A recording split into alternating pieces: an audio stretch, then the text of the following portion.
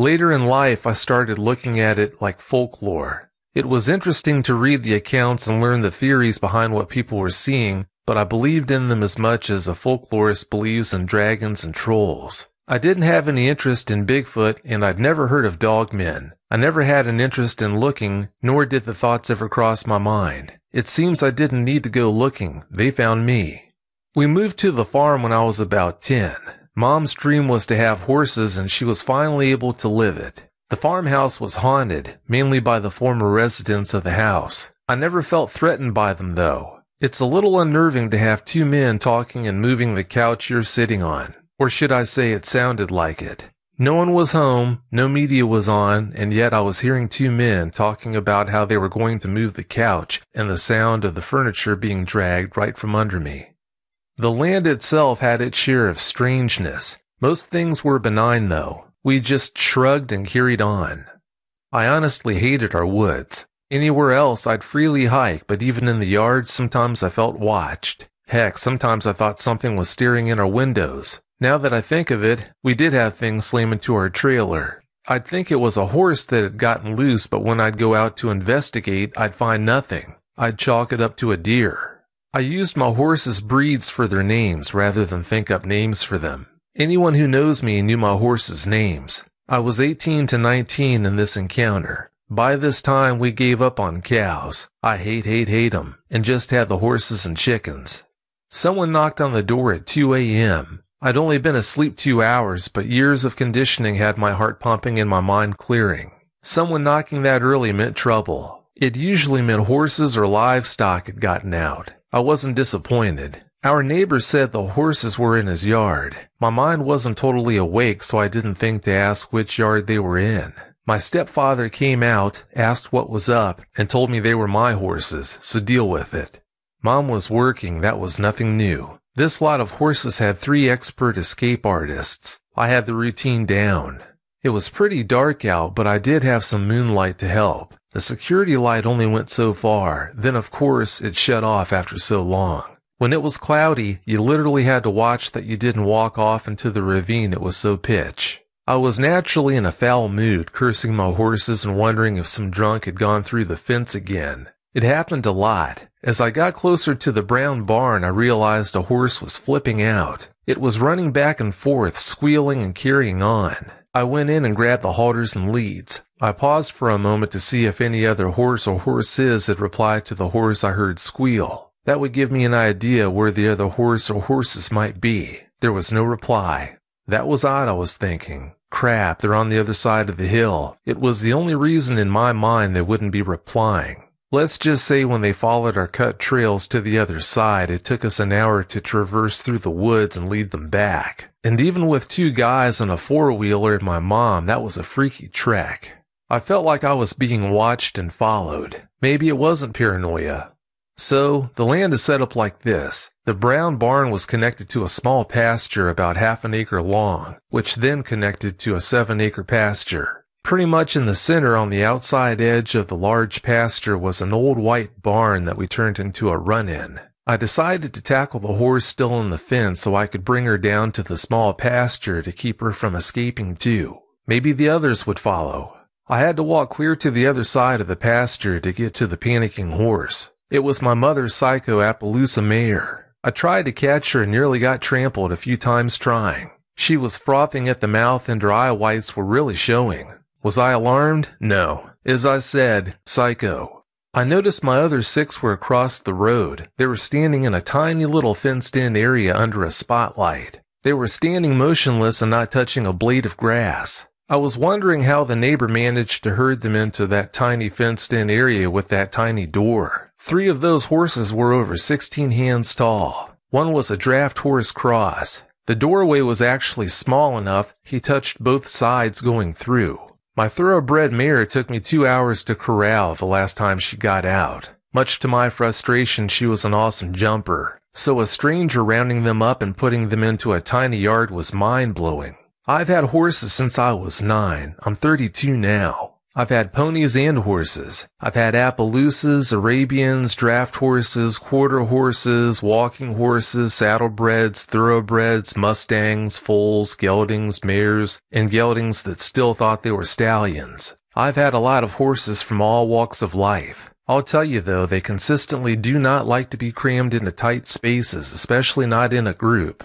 I had 2 severely abused horses. I was rehabbing a thoroughbred that actually had PTSD and a racking horse that actually took me 3 years to touch without some sort of a bad reaction.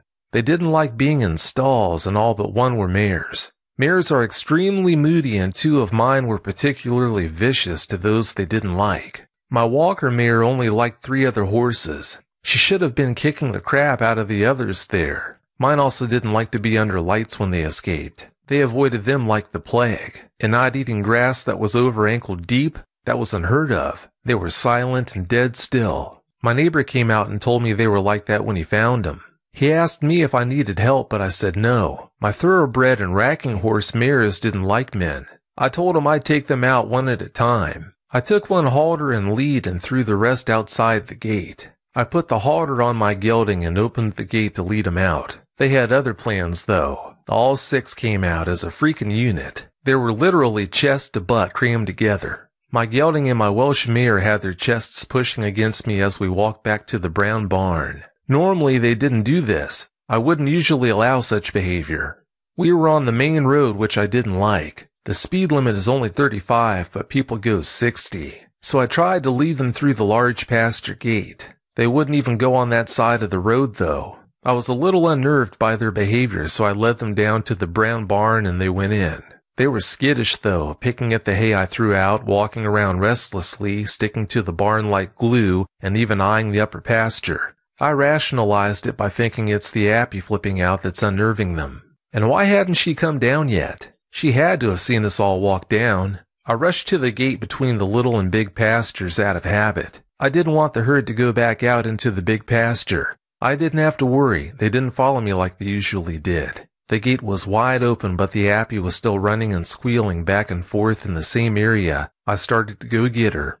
Now, the neighbor's security lights didn't really light up my pasture. The road was higher than my pasture, so it was cast in a shadow. I could make out her shape in some detail, though. She took off at a panicked gallop, swerved sideways, and jumped the stream. When she landed, she nearly landed on her face.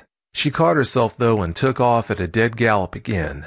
I ducked behind a stump. If she would have hit me, I would have been dead. I went back and chained the gate. I decided to forego looking her over until I got the halters and leads. She was too hot at the moment.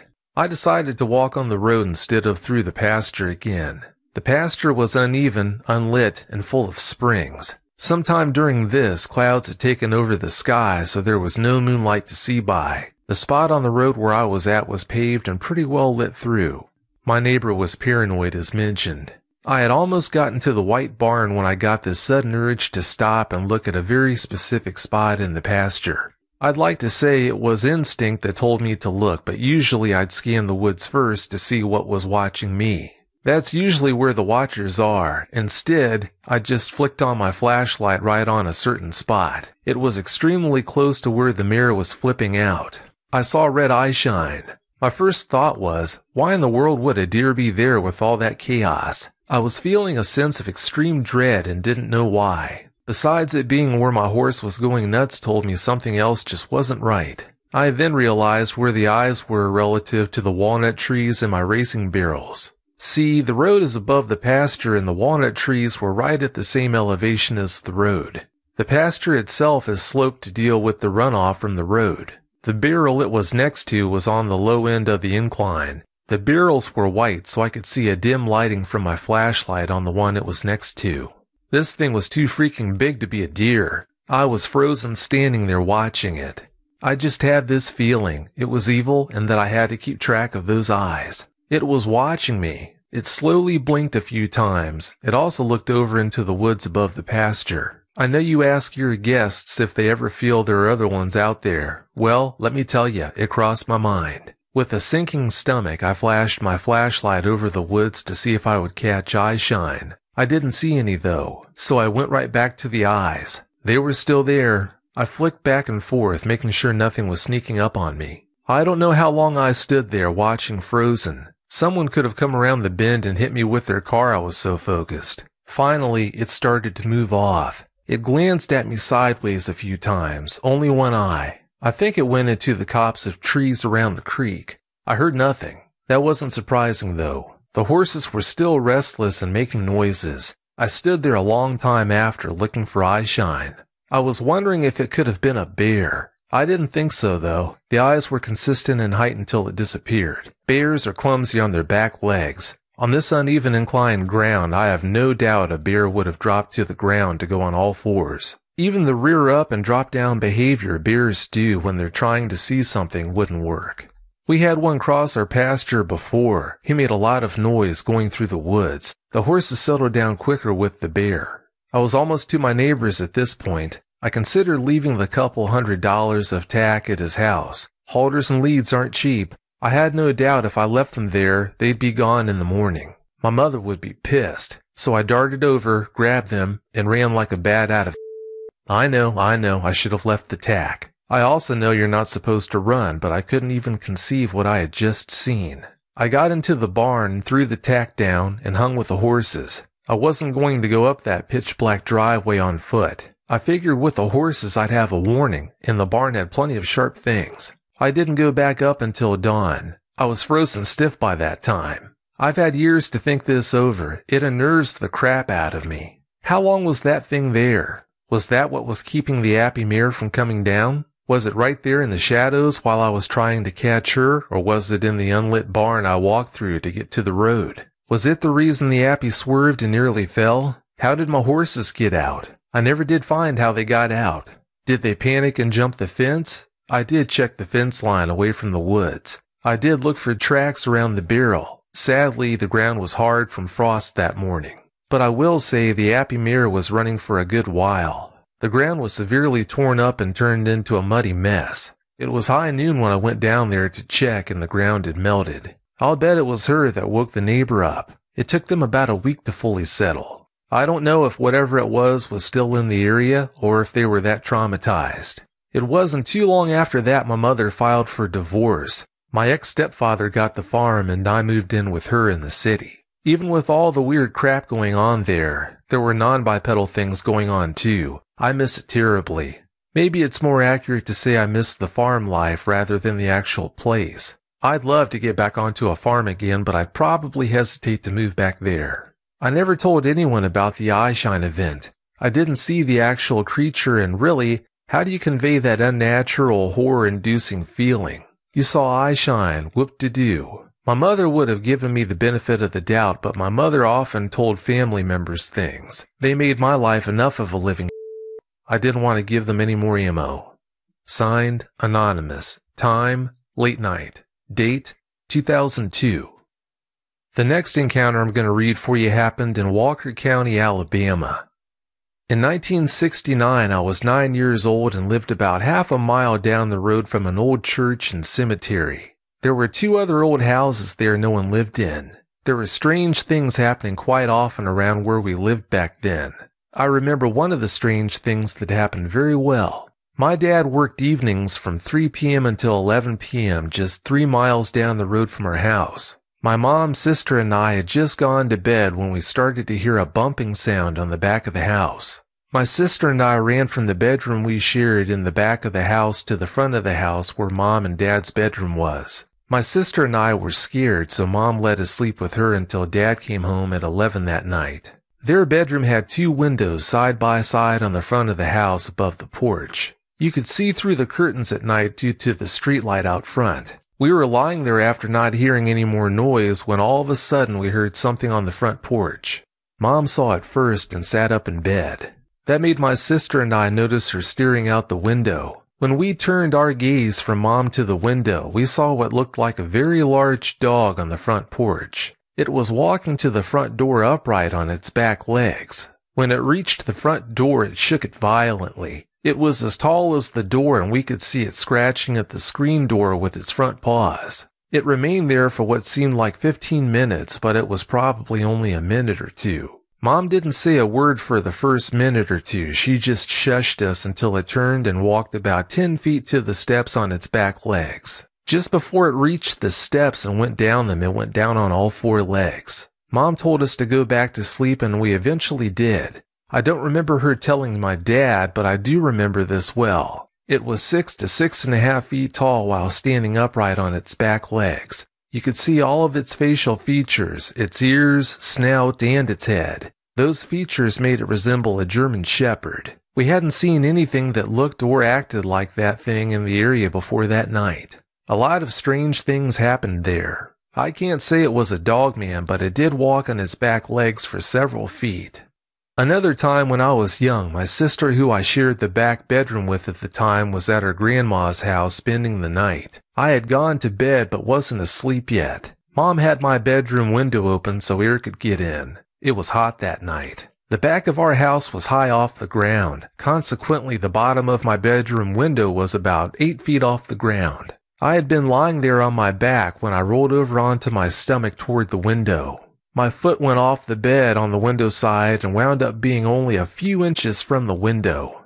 All of a sudden, something touched my foot. I don't remember if it grabbed my foot or what, but the screen ripped, the curtain fell, and I scrambled off the bed and out of my bedroom into the living room where my mom was. She had heard the commotion and saw that I was frightened. She asked me what was wrong, so I told her what had happened. She went into my bedroom and saw the hole in the screen and that the curtain was down. She also saw how it was hanging halfway out the window. She didn't know what to think, so she called Dad home from work. He came home to check it out and walked around the house before coming in.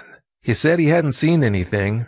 At first he didn't believe Mom. It wasn't until he saw that the curtain was hanging out the window that he believed her. He couldn't figure it out. We didn't have any problems with prowlers. At first they thought I had stuck my foot through the screen. I don't think that's what happened because I wasn't sleeping yet. I just couldn't have done that. Signed, Anonymous. Time, unknown. Date, unknown. The next encounter occurred in Leon County, Florida. Okay, I'm sharing this story in hopes of someone else having another one, and I then will have this one out in the open. I was traveling Highway 10 from the west coast to the south coast of Florida. I was with my 6 kids and pulling a trailer with all the belongings and 3 dogs in it. I was in a big SUV and it was around 2 a.m. The kids were all asleep and my 13-year-old daughter was in the passenger seat to make sure I stayed awake. So after traveling Highway 10 for 3 days, I had decided since we reached Florida, we would cut through the state to save some time. So we got off Highway 10 on an off-road in hopes of getting gas and making up some time. It was along Route 27, Apalachicola National Forest. We came to the first little gas station. It was closed. I was nervous because we needed gas, so we continued on. I told my daughter to keep an eye out for deer crossing the 2-lane deserted highway because hitting a deer could kill us all and turn us over due to the trailer we were pulling. We were traveling around 45 miles per hour. I remember this so clearly like it was yesterday, but it was 3 years ago. We had our brights on because the road was dark and winding. A few houses were on that highway, but not many. As we came around a corner, in the headlights on the road, there was a lot of blood, fresh blood, and on the side of the road was this 6 or 7 foot tall creature. It was on its hind legs, hunched over a dead deer eating it. It didn't look up, not even when my headlights hit it. It was using its arms like a human eating the deer. It had a very muscular body, pointed ears, and a long muzzle. If you ever saw a werewolf, this was it. It had a skinnier lower body, but used its arms and hands just like a human. If it looked up, I would have died.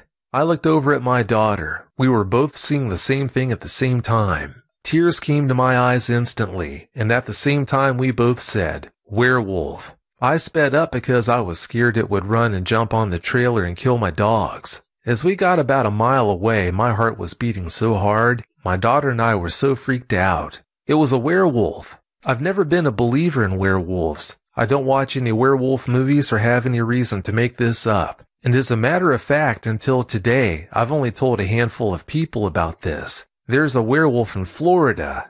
Not sure of the exact town or road, but I wish I did know so I could find out if we were the only ones to have seen this thing. I'll live my life wondering.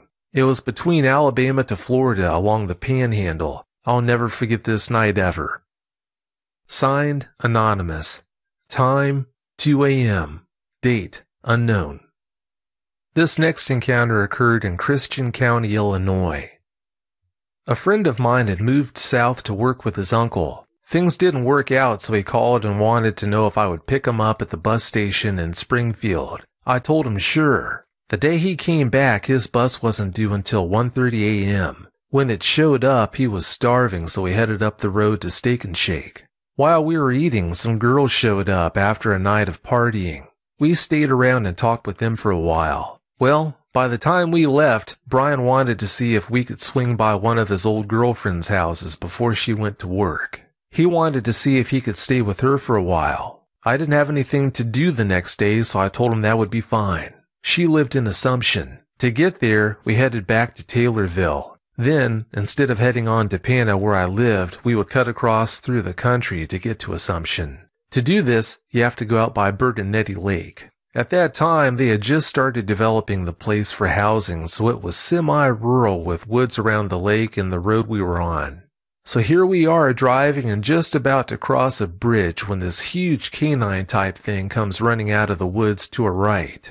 There were good-sized, freshly dug ditches on each side of the highway. This thing jumped from the bottom of the right ditch, cleared the highway, and landed on the backside of the left ditch. Then it ran into the woods. It happened so fast I didn't even have time to hit the brakes before it was already gone.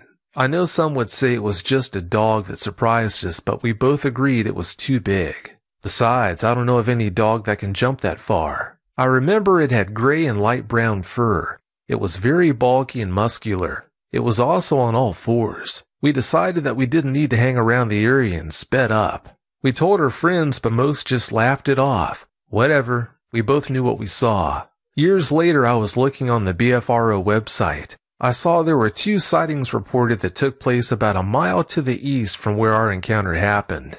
When I first read the woman's report years ago, she said it took off running on all fours and was wolf-like. I see now someone's changed her story to sound more like a Bigfoot. However, her sighting and another reported after hers say that this was where Highway 48 crosses the South Fork of the Sangamon River. Follow the river back east until you see Lincoln Trail Road. That's the bridge we were at. It seems like it uses the river bottom to stay hidden. Also, there are all kinds of housing additions there now. I went to their community-wide garage sales there a few times. It seems as though a lot of cats and dogs go missing in that area. Posters were up everywhere. Well, I know it was a little long-winded, but that was my encounter. Signed, Anonymous. Time, 5:30 a.m. Date, around 1991. This next encounter took place in Cook County, Illinois. Around 1973, my wife was living in Chicago and was about 11 years old at the time. The area was inner-city Chicago, not near the lake or the woods. It was summer and she was spending the night with her girl cousins in the basement bedroom of their house. In the early morning hours around 4 a.m., the dog was growling and woke them up. Those type of basements have windows high on the wall. In one window, my wife saw something looking in. It was difficult to make out exactly what it was, but there was enough light outside from a street light to see the outline and movement of something looking through the window. The 3 girls all screamed, which woke and brought the 2 older boy cousins down to see what was going on. The girls told them what they had seen, and the boys, who had been sleeping in their clothes, ran out to investigate. The rest of this is their own account, which they reported a short time afterwards. They saw someone running away and chased after him. It took them a minute or so to get a good look at who they were chasing because of the sparse lighting in the area, but they said what they saw looked like a large werewolf. They thought it was someone trying to pull a prank, a man wearing a very realistic werewolf costume, dismissing the possibility that it was real. They lost sight of it eventually and returned. So that's about it. Knowing what we know now, we both think it must have been a dog man. Signed, Anonymous. Time, 4 a.m. Date, around 1973. This next encounter happened in Cleveland County, Oklahoma. I had been up all night at a friend's house in the town of Trippy playing video games. I didn't want to sleep there, so I said goodbye and headed home. I knew my car was making a funny noise, but I thought surely I could get home. Well, I was driving down a long, dark stretch of highway with nothing but forest and a few sparse country houses. I was coming up to the top of a long hill when suddenly my car stops pulling forward. The engine revved, but no gears would engage. My CV joint just went out. I was hoping that wouldn't happen. Well, I had no way of getting it home, so I backed up down the road in neutral and off onto a side road. I thought about staying and sleeping in the car, but something told me not to do that. I had an eerie feeling of being watched, so I grabbed my video game case and my machete that I had made from a lawnmower blade and started walking. I kept noticing the feeling of being watched, and it felt like I was being followed. I kept looking behind me and saw nothing, but when a car passed by heading in the direction behind me, it illuminated the area with its headlights, and I saw something behind me in the ditch hunched down low. It was huge, and I could tell it looked like an animal but had humanoid features. It seemed to have arms, but its head was almost definitely canine. Its head was very large, and its eyes glowed red when the lights hit them. Well, I've seen enough werewolf movies to know that this wasn't a good situation, so I started running. That probably wasn't the best choice because I know that predators like to chase things that run from them. When the car had passed, the creature had darted into the trees. I thought that was the best time to run, so I did. I ran for about a quarter mile and looked back but didn't see anything, so I kept walking. Well, I kept checking behind me and off to the side where the tree line was. I knew it was still out there and probably following me, and yeah, I was afraid, but I was also prepared to defend myself with my machete if need be. I came up onto another hill and saw a farmhouse off in the distance to my left down a long dirt driveway. The moon was almost full and the area around the house was clear, so I could see a guy out there messing with his truck as I walked by. Then he turned on a spotlight on his truck and spotted me with it. I kept walking because his property said no trespassing, and many out there wouldn't hesitate to unload on a strange trespasser. I knew it was close again, possibly closer now, and I was about to turn around and face it when another car came over the top of the hill and passed by me, going behind me again. I followed it with my eyes and noticed this time that it was a cop, so thinking quickly I dropped my machete on the edge of the grass and waved. As he passed, his lights hit the ditch as well, and I saw that the dogman was very close, but it darted into the trees again when the light hit it. Thankfully, a moment later the cop stopped and turned around. He came back and asked me what I was doing out there, so I told him what happened with my car. I didn't mention the dogman though. He may have thought I was crazy, but I asked him for a ride home. He agreed after wanting to go check and make sure my car wasn't blocking the road. After we checked it, he agreed to take me home. I don't know what might have happened that night if he hadn't shown up, and it was the only time I was genuinely happy to see a police officer. Signed, Anonymous. Time, midnight. Date, June of 2000. The next encounter happened in Clinton County, Ohio. I was driving my girlfriend home from work. Both of us lived in a suburb of our small town, so the drive from her workplace is relatively short. The only off thing about our encounter was the fact that we saw it in a suburb as opposed to the wooded or rural areas like other encounters. The moon was full, so we had a lot of light to see, but there were many mature trees in the yards of the houses surrounding the road we were driving on. All we saw was a large black blur moving very fast, almost as fast as a greyhound at full speed. The length of the blur made me estimate it to be 6 to 7 feet. Both of us were shaken by the experience and headed home immediately. When we got home, my girlfriend and I recanted our experience with her family, who laughed at us for telling them we had seen such a thing. They brushed it off as a tall tale and went on with their nightly activities. My girlfriend's 2 younger siblings were planning on playing a game called Manhunt. It's pretty much just souped-up hide and seek. When the 2 of them headed out, not even 2 minutes after they walked out the door, they both bolted in, clearly upset and shaken. They both said they saw exactly what my girlfriend and I saw, but when they saw it, it was walking on its hind legs under a street lamp. Because of that, they got a clear view of it. They said it was dog-like and was walking on its hind legs on the street. After hearing that, we all as a group of witnesses headed out in my car to search for the beast and to warn the other kids playing Manhunt about the beast. My girlfriend's siblings have stopped playing Manhunt after their experience, and now that we all have a name to what we saw, we're all more shaken, wondering if it'll be back. Signed, Anonymous. Time around 9 p.m. Date July 21st, 2016.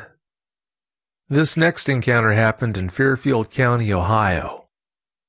One night I was out in the woods hunting around 1 a.m. and found this weirdly mangled deer carcass near a tree. About 1 hour and 50 minutes later, I was walking back to my truck when I saw that it was shaking violently, so I readied my rifle. I then saw that it was a bear-like creature shaking my truck.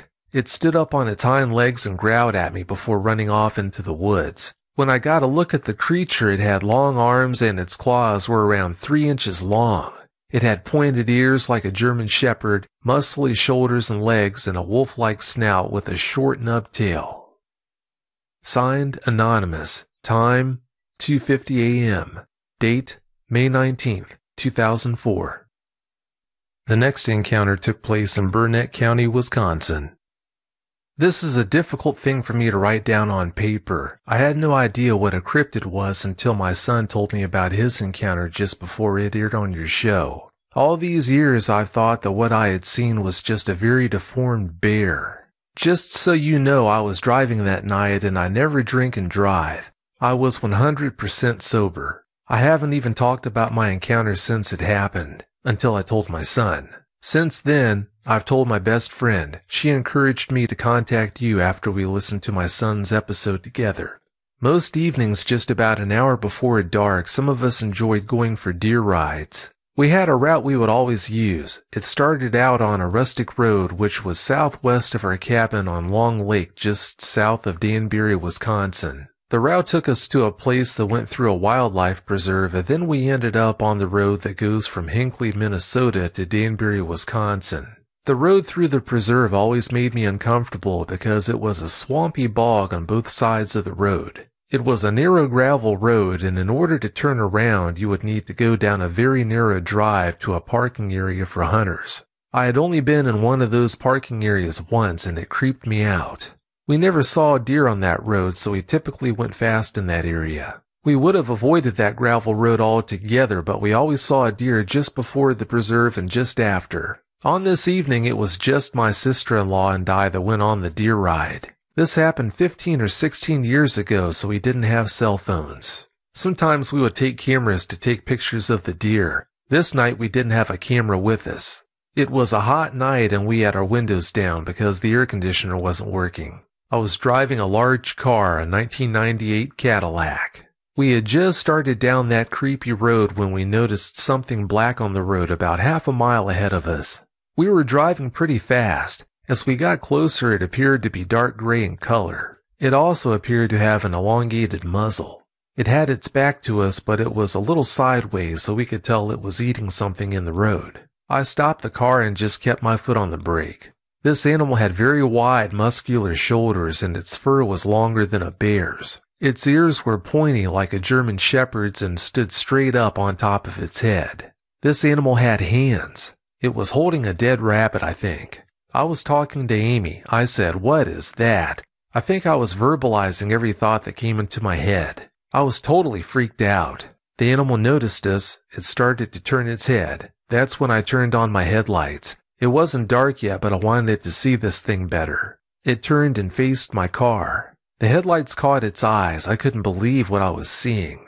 Its eyes glowed reddish-orange in the headlights. I freaked. To me, this creature was demonic in nature. Then it stood up straight on its back legs. As this thing moved, it was jerky, like it wasn't comfortable in its own skin. It wasn't natural movement. The animal sprinted at my car. It took at least 6 steps. I gunned my car right at it. I was in a panic. I was terrified. It turned right, still upright, then dropped to all fours. Its legs had an odd bend in them, like backwards knees.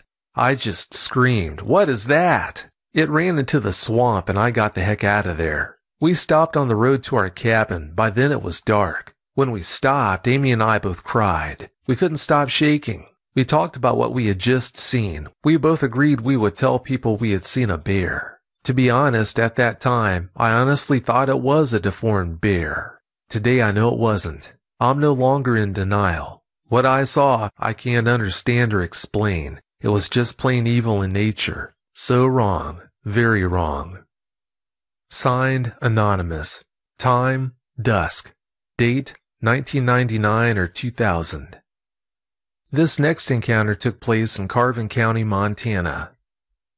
I'm probably the youngest person to come to you about this. I'm 16, grew up here in Montana, and am very active in the outdoors. When I was 4 or 5, I lived with my parents in a small town next to the highway. Our house was right next to it, and my room faced a gravel road that went into the highway.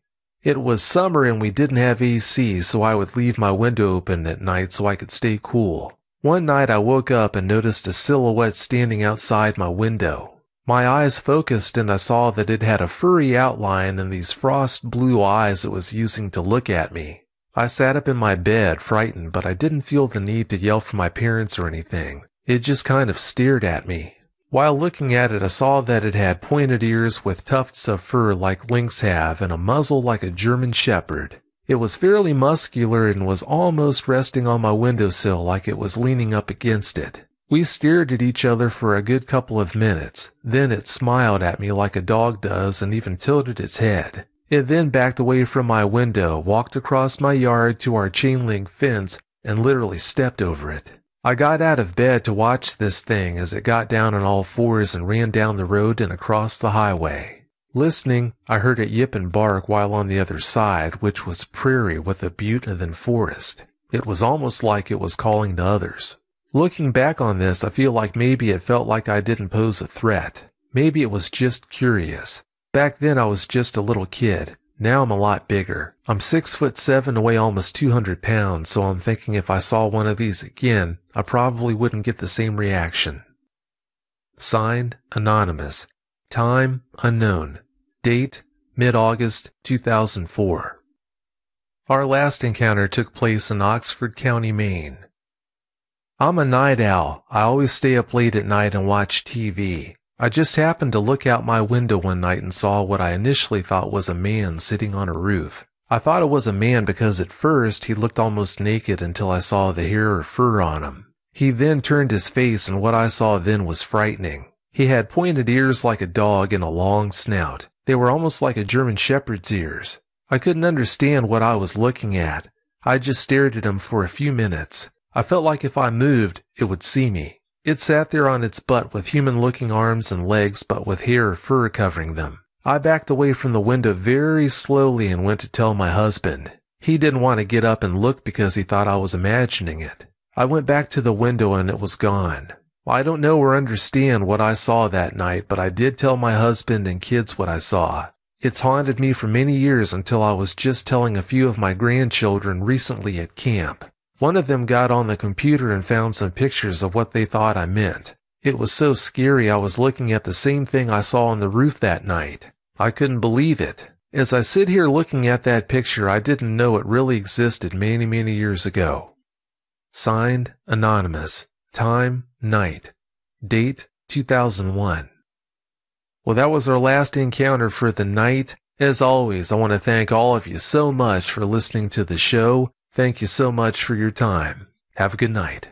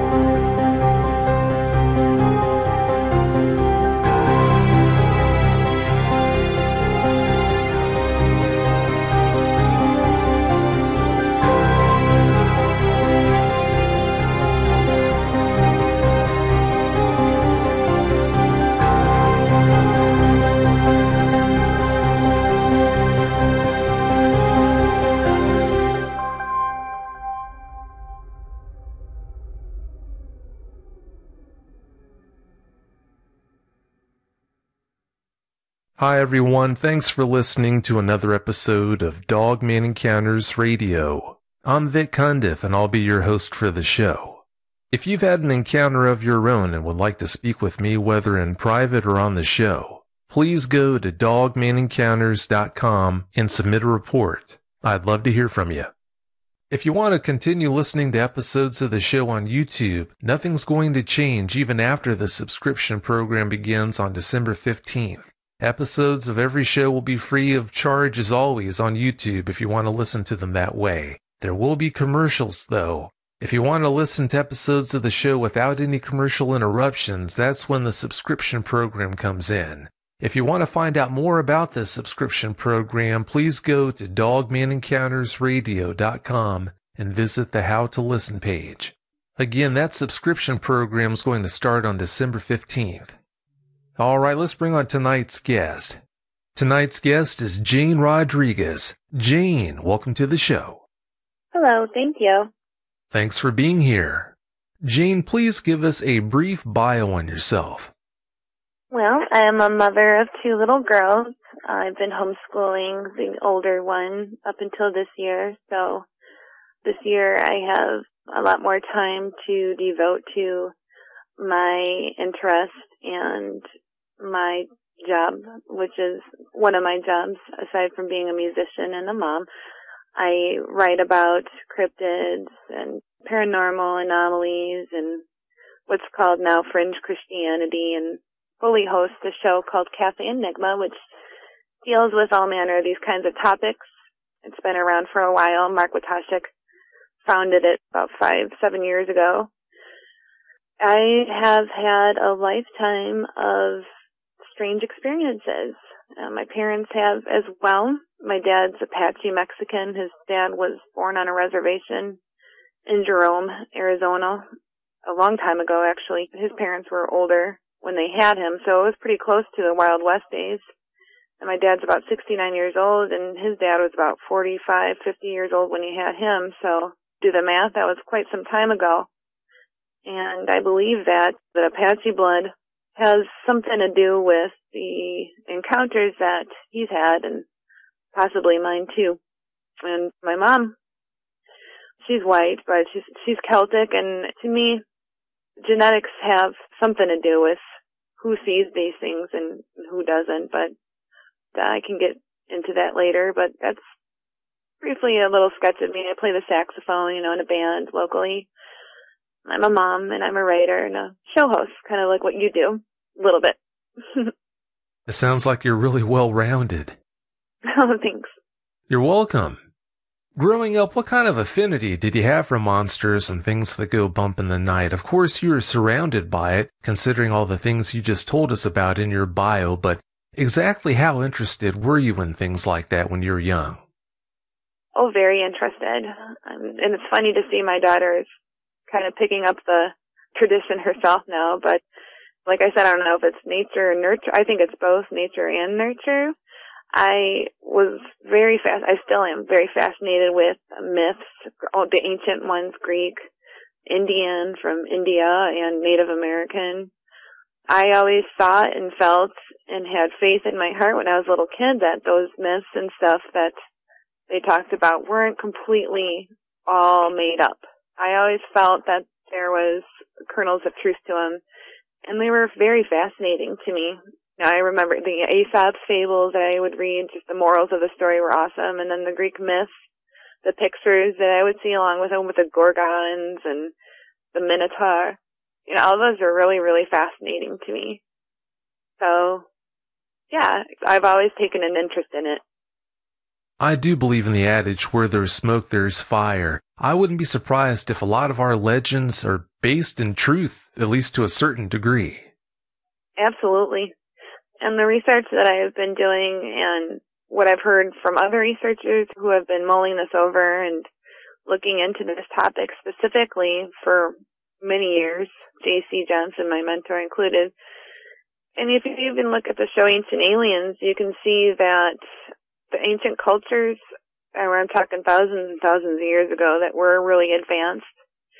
There's no way around it that they all do tend to talk about ancient civilizations or ancient visitors that would introduce genetic manipulation, high technology.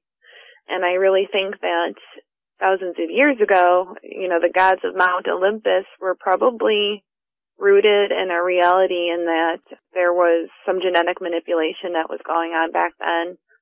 And, even the Bible states that there was giants in the land, and the Indians here in the United States all talk about the Anasazi and talk about the red-haired giants, and we even have artifacts and remains, skeletal remains of them. The Men of Renown, the Epic of Gilgamesh, they all talk about genetic manipulation. The Book of Enoch comes to mind as well, where it explicitly talks about 200 angels that fell with Lucifer and started to tinker around with the genetics of the earth, including animals. So I think that those ancient stories that are just dismissed nowadays, usually as myths, are really rooted in quite a bit of fact. I like to look at these ancient manuscripts, whether it be Judaic or Vedic or Greek. They all kind of sing the same tune, so that's pretty interesting to me. It is really interesting. Seems like the deeper you get into it, the more you find out that you just don't know. Yeah, there's a lot. Huh. Yeah, sure does seem to be. Have you always believed in Sasquatch, or did it take you time to warm up to the idea of their existence? For a long time, I just didn't know, because I kind of took the same position that many people take now. And I really think, not to sound rude or anything, I just think that it's an easier way out to just kind of dismiss it, because it does take some thought to think about it. And the way I thought about it before I devoted more time into thinking about it was that, why aren't there remains? There would be remains of them, and more people would see them. And then, and as years went by, I thought about it, and, it's just not that easy. It's not that simple of an answer, because there's many sides to this equation. There's no easy blanket answer. Like the remains, for instance, we don't see bear remains that often. I go out into the woods. I live in a semi-rural area. You don't see even deer remains a lot. And the more that I research these things, the more complex it becomes. Like you said, we just don't know, because there's so many aspects to it. There's the David Paulides missing 411. We just don't, there's so many possible answers, and there's not just one, but, there are several that could be what's happening to these people. And, there's people who have had lots of research, or Indian account, like Native American accounts. They'll talk about burial mounds of the Sasquatch, and that's possibly why we don't see remains to this day, So I would say that I thought about it, but not that much. So I kind of just brushed it aside until I was ready to contemplate it more and devote some more research to it.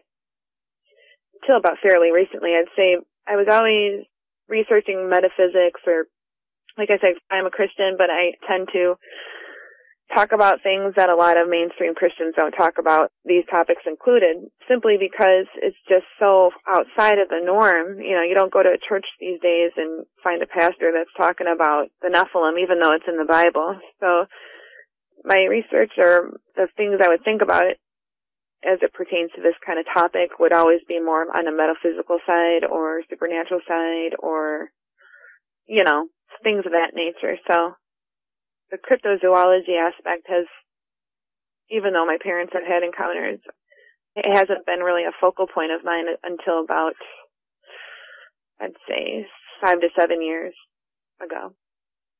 It sounds like now that you're into it, you've jumped in with both feet, and that's good to hear.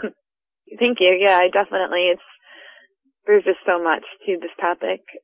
More people are coming forward with stories, and I think that there's more encounters going on, and now in this age that we live in, people are becoming more comfortable with sharing their stories simply because of the frequency of people, the amount of people coming forward. There's less of a stigma associated with sharing their encounters, and because of that, there's more information that's readily available so we can learn more about them. I'm so glad people are coming forward in bigger numbers all the time. It's a shame when you have an experience like that that's so hard to deal with that for the longest time people felt like they had to hold it in and just suffer. Like I said, I'm so glad that that's becoming a thing of the past. You mentioned the fact that your parents have had cryptid sightings of their own. Please tell us more about that. Yeah, they have. Well, okay, so I live in the house now that I grew up in. I'm renting it from my parents. They live in another home that's really close by. And the house that I live in, I lived there since I was about 3 years old. So obviously I know the property and the home really well. And my mom, this is a more recent one. I'd say I was probably in high school when she said she saw this thing. It's like right outside my door, my front door. I've got a steep driveway that goes up. You know, it's kind of like on I would say like a 60% incline.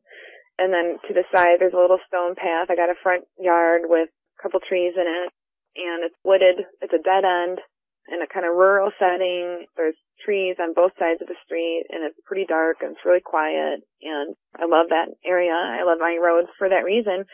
But like I said, there's like a stone path on the left-hand side after you open the door about 10 feet away from the door, from the porch. And there's a little fountain with an old man. You know, it's like a little sculpture fountain, bird bath type of thing. And the stone path leads from the driveway to the yard. And there's kind of like some landscaping on both sides of this path. So one day she said it was around spring and there was not a lot of leaves out yet. It was pretty early still. And she said she was just opening the door to do something. I don't, you know, maybe get the mail, whatever. But, she said on that stone path, she caught quickly out of the corner of her eye, but no, she said, actually, no, she said she saw it. She saw it was moving so fast was a thing. This thing that was about 4 feet off the ground, really long, with this matted, thick, weird fur and a weird body shape that just, she doesn't even have any clue, you know, what animal would look like that. She said it was on four legs, but just how high it was off the ground and how long it was and the weird fur. And I'm like, well, do you think it had mange or something? She's like, no, it wasn't like that. She was just like, it was just really weird. Like, she's like, there's no animal around here in northern Illinois that looks like that. I have no idea what it was. And it went away so fast that, you know, she's like, it scared me. She said I shut the door right away, locked it, and she's like, I've never seen it again. But whatever that was, it was just not normal.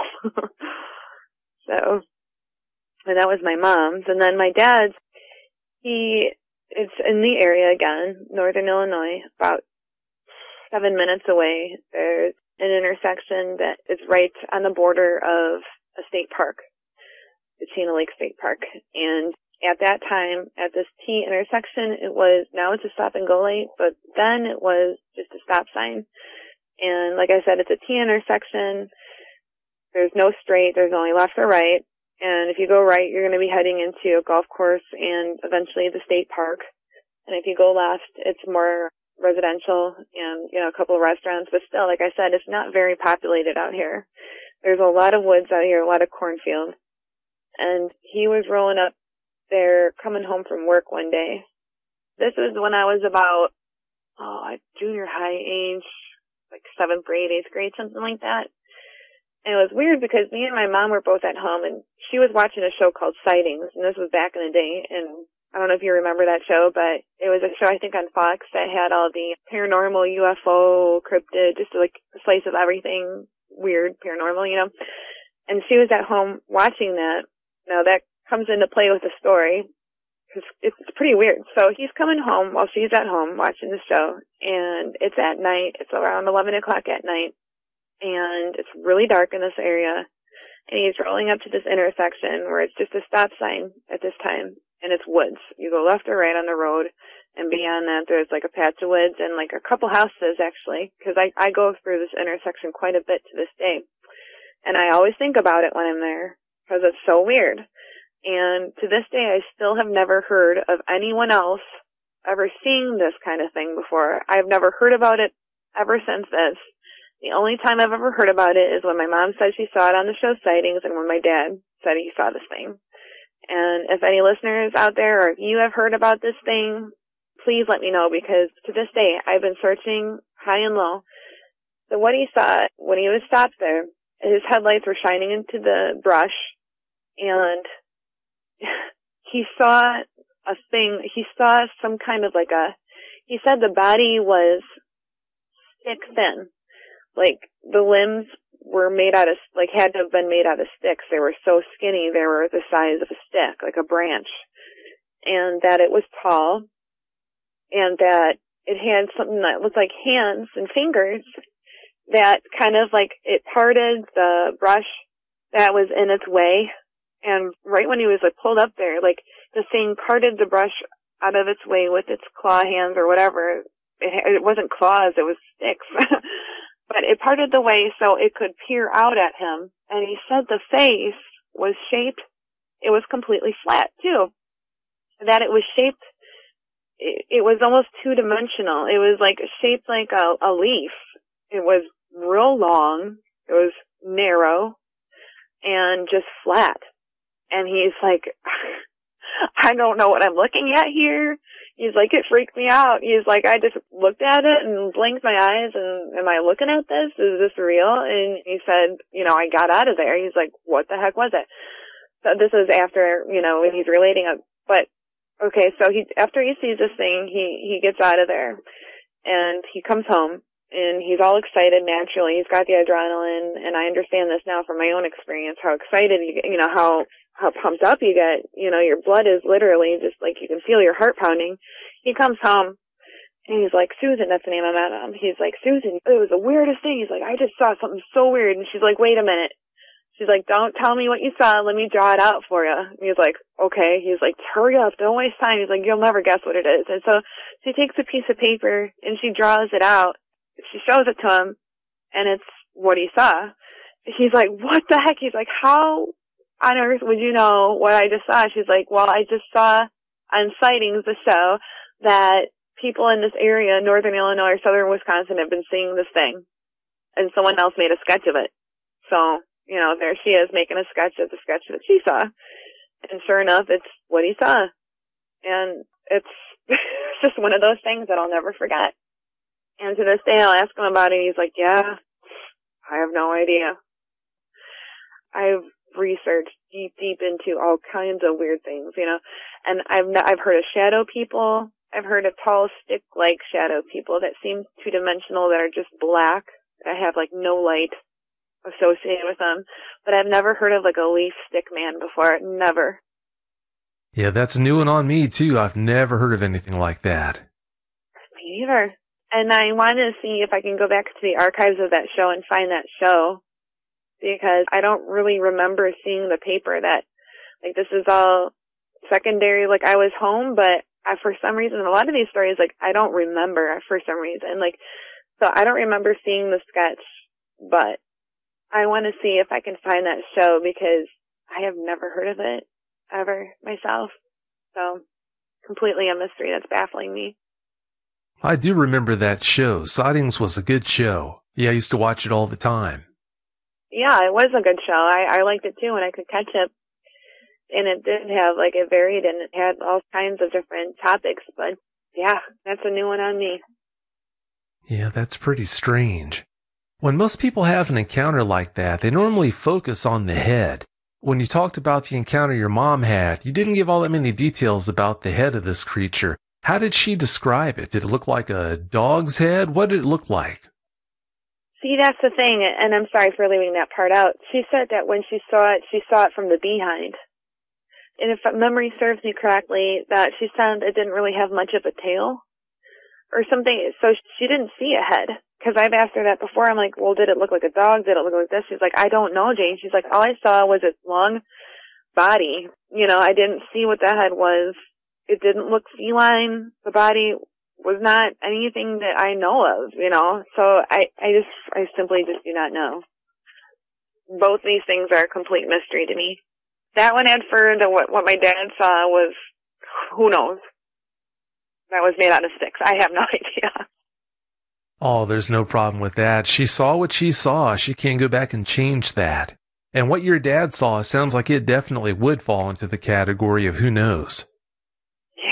To this day, like, I wish, and I'm sure to him especially, wish he has more answers about that, because to see something that nobody else has seen, save for one show that was shown a handful of times back before there was any DVR or anything, like, this is the early 90s, like, that must feel pretty unique.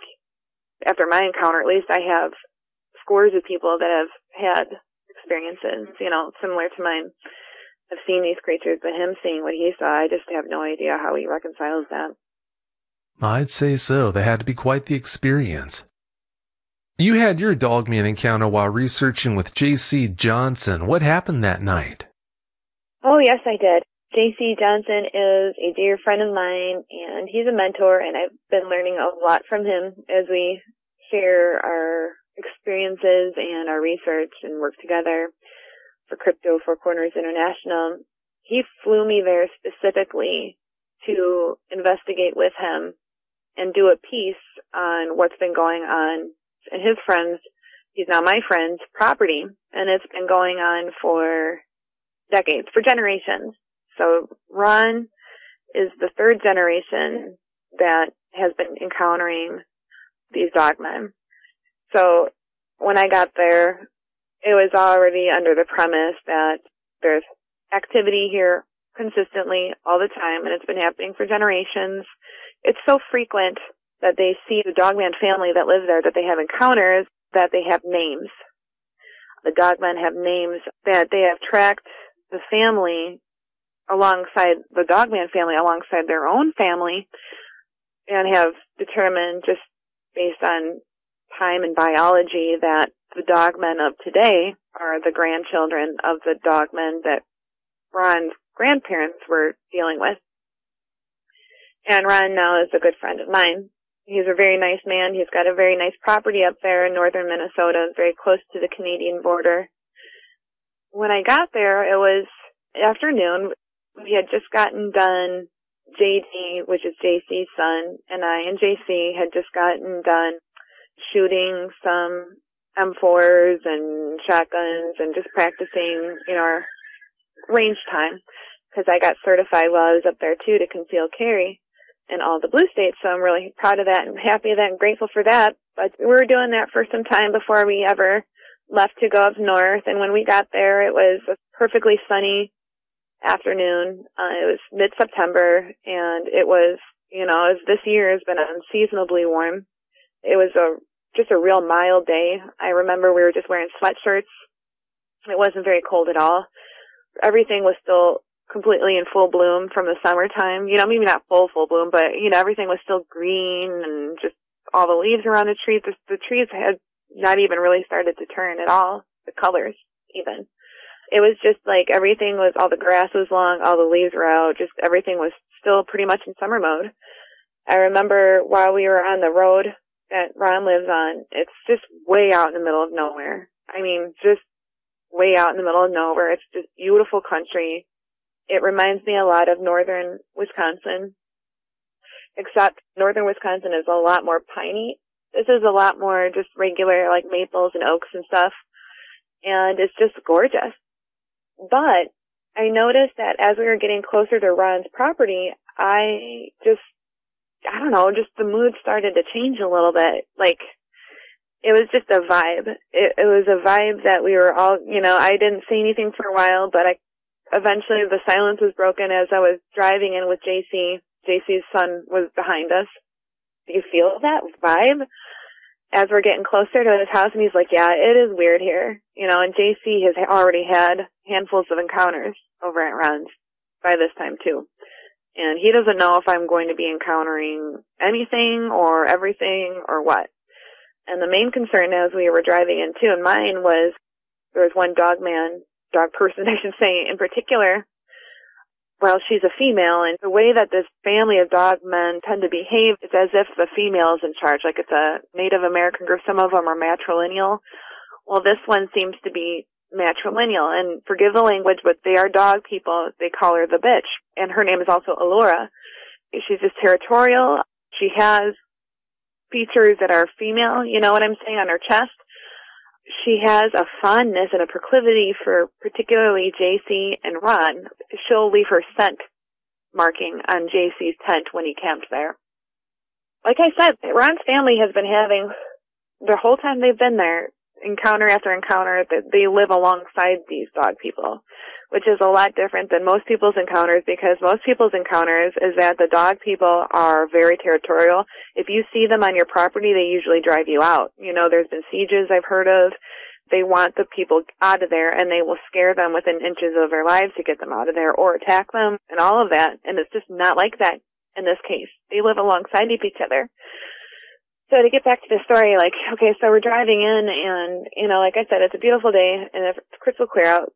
The sky is blue, and we just get an eerie feeling from the get-go. So when we park, you know, we all get out, and I meet Ron, and Ron's got 3 big, beautiful dogs. One of them's a German Shepherd, which is my favorite, and they're just all big and fluffy and awesome, and, you know, we make our introductions, and JD right off the bat says, you know, I thought I saw something kind of like, I don't know, something weird out of the corner of my eye when we were coming in. And I'm like, okay, you know, who knows? Could have been a deer, could have been anything, but, you know, we all noted that. And right away, you know, JC kind of just launches into everything that goes on there, which is just so much. I mean, there's just so much to say about what goes on in that property. It's just, like I said, like it's an almost everyday thing where either Ron says he sees the heads peering into the windows.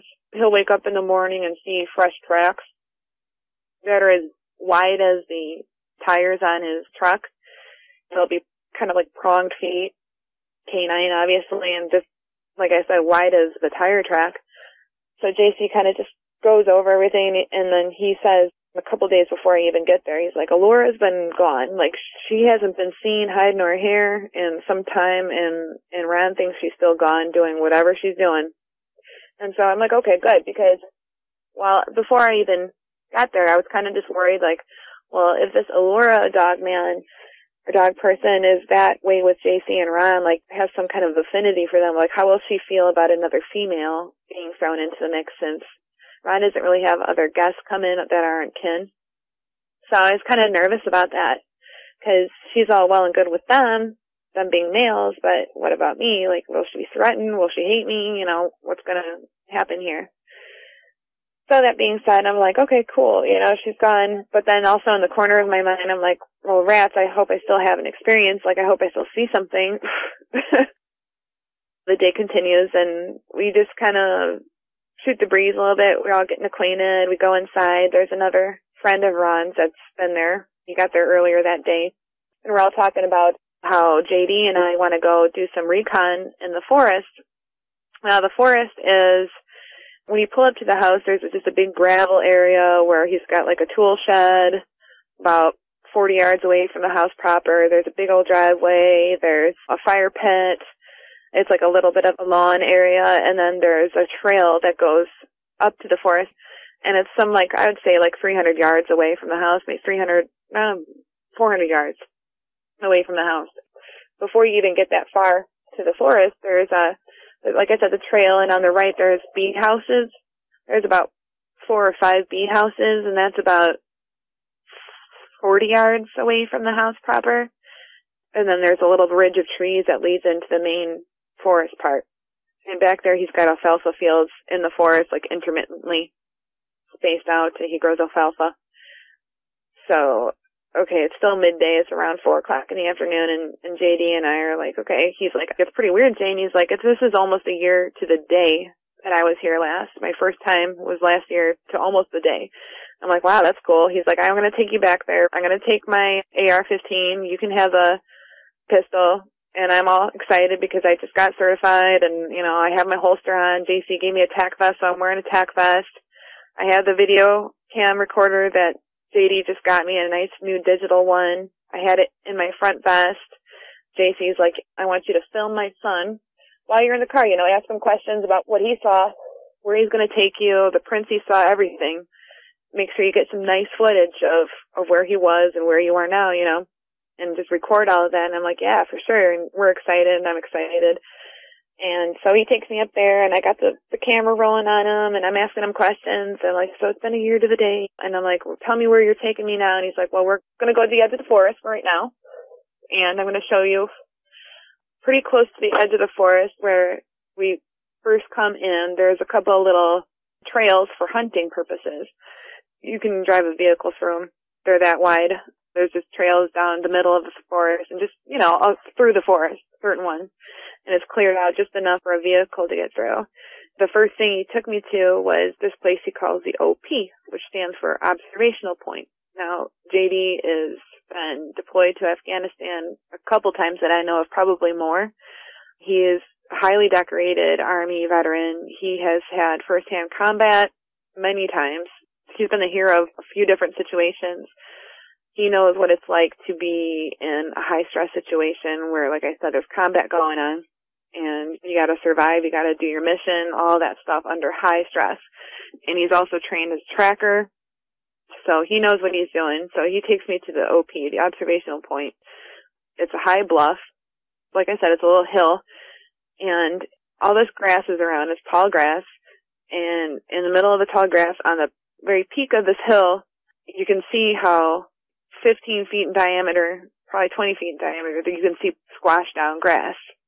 And JD always refers to these dogmen here as lazy hunters because you can see how he's like, here's where I saw some tracks before, and then sure enough, we see new tracks, newer tracks. I don't know if they were made probably within the last couple of days. It hadn't rained, by the way, in at least 3 or 4 days before we got there. So there were some pretty decent-sized tracks that we saw, and he's like, I saw them here before. And like I said, there's squashed down grass, and he's like, look here, Jane. He's like, stand here. He's like, look how you can see Ron's house perfectly, and then also Ron's neighbor's house perfectly. He's like, that's why I mean the observational point. Like, these things can look at both properties, clear view, unobstructed, and also see for a long distance whether there's any deer or anything crossing the paths here so they can hunt. Lazy hunters, they can easily see. So I'm like, wow, cool. I'm looking at all this evidence and it's like, wow, this is awesome. Like, this is crazy. I can't believe I've been researching all this for so long and reading about all these experiences. And here I am looking at physical evidence right here, just right here. And here I just got a head full of stories of, just a couple days ago, Ron sees them. He sees them all the time. JC too. And so I take some good video shots of that and I ask him some questions, and we get back in the truck, and he's like, okay, so we're going to go back into the forest where I was. We're going to go on foot. Eventually, I want to lead you to where he calls it like a lair. He's like, deep in this forest, like at a certain point I'm going to take you, you can see that there's structures made, and it's an obvious manipulation with something that has the ability to make structures. Like I said, like you can see that it's been manipulated, that it's some kind of place they like to go or something, So I'm like, okay, like I said, it's a really weird feeling back there. It's just a very heavy, noticeable, thick feeling, like you can cut it with a knife. And we're back there, and he's taking me around the forest, and we're finding some prints. Now that we're so far away and we're deep into the forest, I'm starting to get a little uneasy. I'm with JD, so it makes me feel a lot more confident, but yet still, I got my weapon, he's got his. And while we're walking through, like I said, before I ever got there, I've heard so many stories of when people say, I was in the forest and all of a sudden it went dead quiet. All right, well, that happened. The first time that happened with JD and I, while we were walking through the forest, it was crazy. The forest was alive with animals. Well, it was alive with birds. They were very, very noisy. The crickets were out. It was like a late summer day in the middle of September. Everything was very, very active. And you could hear everything, that the forest was alive. But while we were walking and looking, the forest went quiet. And that's when he was like, I can tell when the change in him, when he got serious, he's like, take a knee. And he said it very quietly. So the forest went quiet. He's like, take a knee. And he said it under his breath, real quiet. And he's like, be quiet. Don't say anything. Don't say a word. Breathe through your mouth. And when that happened, my heart started pounding through my chest. I could feel it in my throat. In fact, when I'm talking about it now, it's like reliving the moment. Like, I was so afraid. I was certain that something was watching us. Certain. And when the forest goes quiet like that in an instant, it's just the most, I call it a disgusting feeling, because you know that something is watching you and it's a predator. and it's an apex predator, and it's just a horrible, horrible feeling because you don't know where it's coming from, and that's why he told us to take a knee so we can become as quiet as possible so we can become completely aware of every sound. So that way, well, during that dead silence, if we heard a twig snap, we'd hear it. We would be in that position just watching and waiting and listening until the forest came back alive with the noises.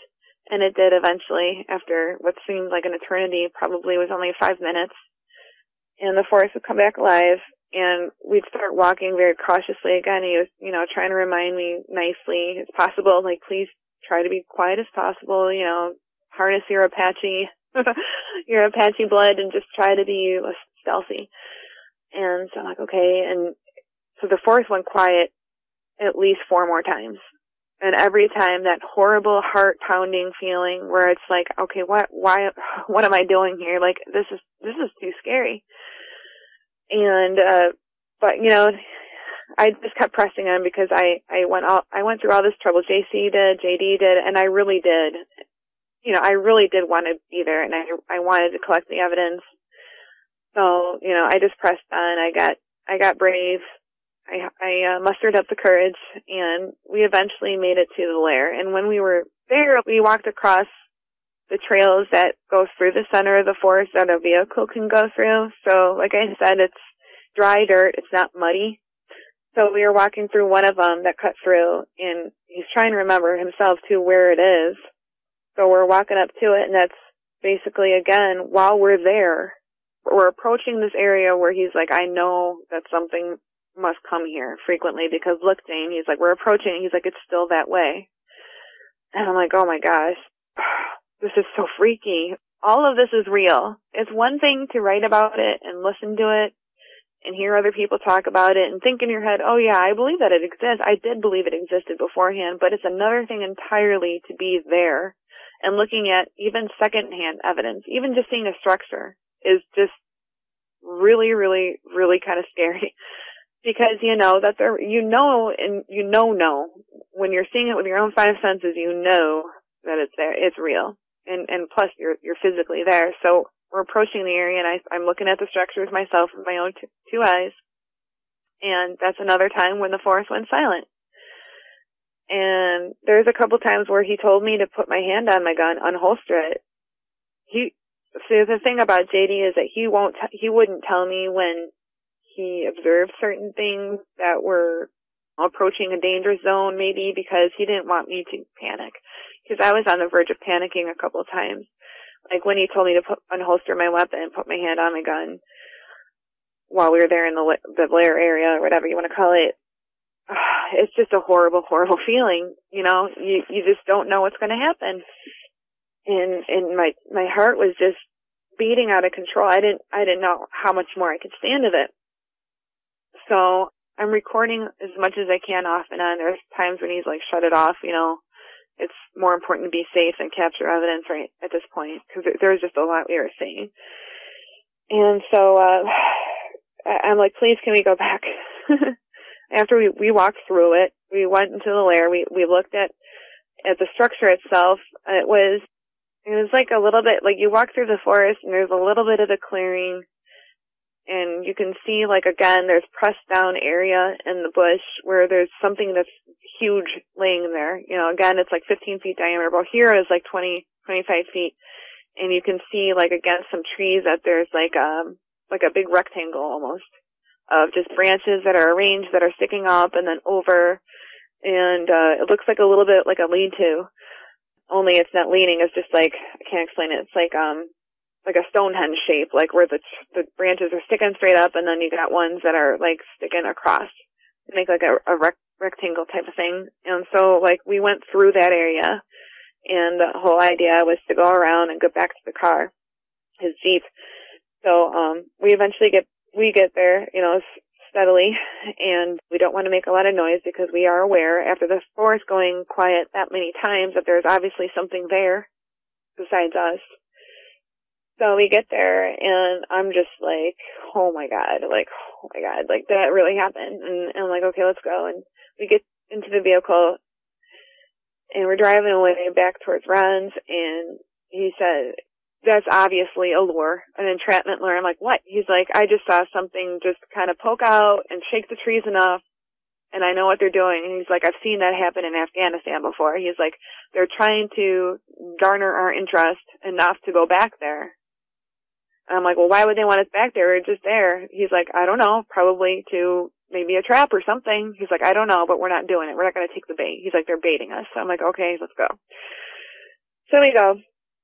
And we head back, and I'm like all excited and stuff. I got all this footage, and we get into the house, and, you know, JC is like, so what'd you find? And I'm like, oh my gosh, we found so much. You know, we found the OPs, just like JD remembers. Like, everything is squashed down just the same before. There's still tracks there. Like, there's new ones.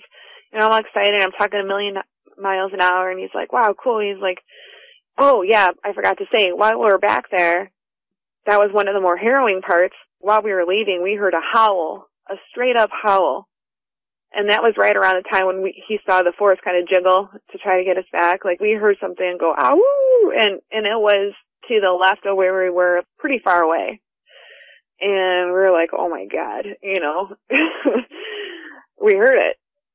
So we get back, and we're kind of like briefing JC, and he's like, did you hear that howl, by the way? And I'm like, yeah. We're both like, yeah, we heard it.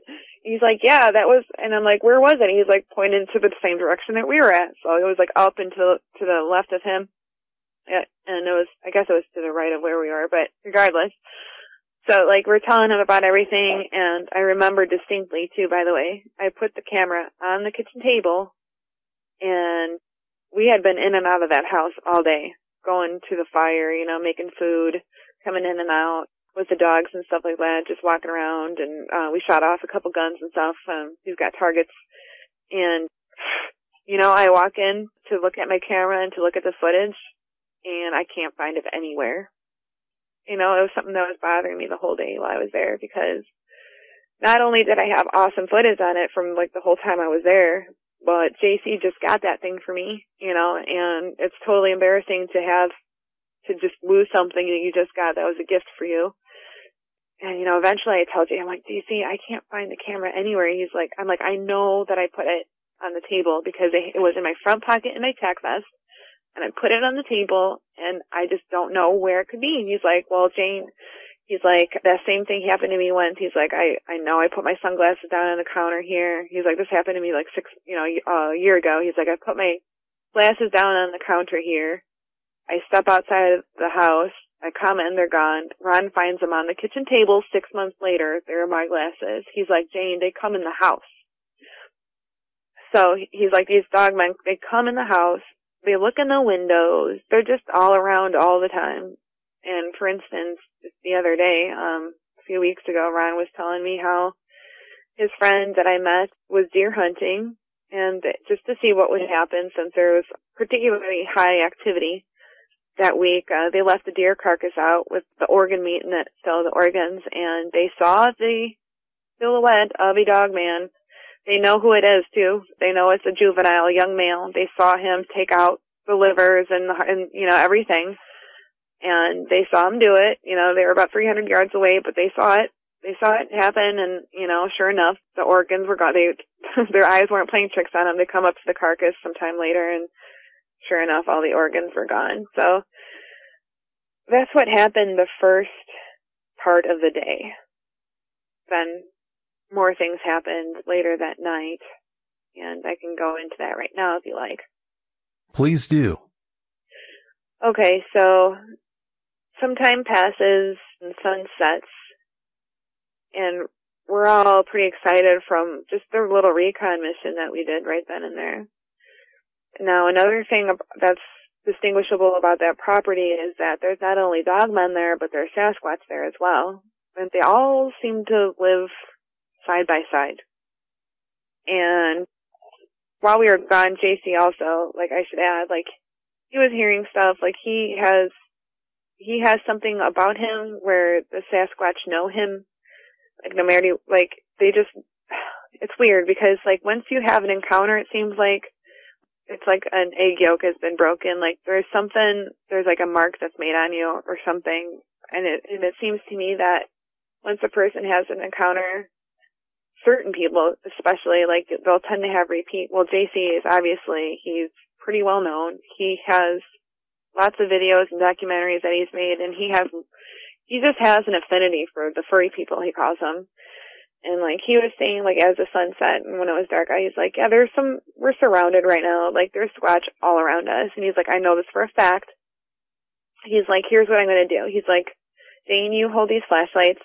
We're all going to go down this trail. Like, if you remember, I was talking about the bee houses that were not too far from the house, to the right of the house, you know, up the trail. There's the bee houses, and there's that little patch of forest that leads into the big part of the forest. And he's like, here's what I'm going to do. He's like, Jane, take all these flashlights. We're all going to go up the trail. We're all going to go here past the bee houses. I'm just going to introduce us all. I'm going to say to the Sasquatch that are all around us right now, I'm going to say to them, we mean no harm. We just want to basically hang out. You know, how are you? We're just friends. We're not going to bother you. And, you know, just how are you? You know, kind of thing. So, you know, at this point, I'm like, hey, that'd be cool if something happened. I don't know. You know, I don't know what to expect. It's pretty fantastic to think that they're surrounding you, first of all, then to think that he's going to say hi to one. You know, you don't know what's going to happen. So he's like, who wants to come with me? And there's one guy named Bryce who's never had an encounter with a cryptid before. He was like me. I never had an encounter with a cryptid before. I've had plenty of encounters with all kinds of different things, but never a cryptid. So he's never had an encounter with a cryptid. He's like totally excited about it. He's like, I'll go. So we're all nervous, of course, and we're all got that adrenaline going. And we walk up the trail, and I've got the flashlight. JD, by the way, is super excited about this equipment that he has. It's the night vision goggles. It's like an Army issue, but it's a little bit of older technology. What they have now is even way better than what he had, but it's still pretty awesome. It makes everything look green. You can be looking at stark darkness at night, and everything illuminates up perfectly, and it's green, and you can just look at everything awesome. And it happened to be a full moon that night, too. So we're trading the goggles back and forth as we're walking up the trail, and it wasn't a long walk. It was only 40 yards, so we go up, and then we cross over past the bee house. Well, actually, we stay on the trail. JD and I and Ron stay on the trail, and JC's like, okay, now we're going to go into the forest, and we're going to make our introductions after we walk up a little bit. So Bryce and him go walking up, and JD has the night vision goggles before the camera lens, so he's filming it, but he's filming it through the night vision, so you can see everything pretty well. And while he's filming it, he's about, I don't know, like 6'1" or something, or maybe 6 feet, and I'm 5'3", so I'm on my tippy toes. I'm looking over his shoulder so I can see what he's looking at through the night vision. And poor Ron, he's a giant man. He's like 6'4", 6'5". He's like in the background just watching everything.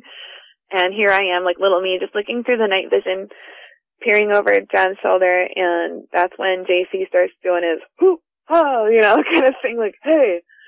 And we're just kind of like standing there like, wow. And I can see JC and Bryce. Bryce has a flashlight. They're kind of obscured by some trees, but I can still see them.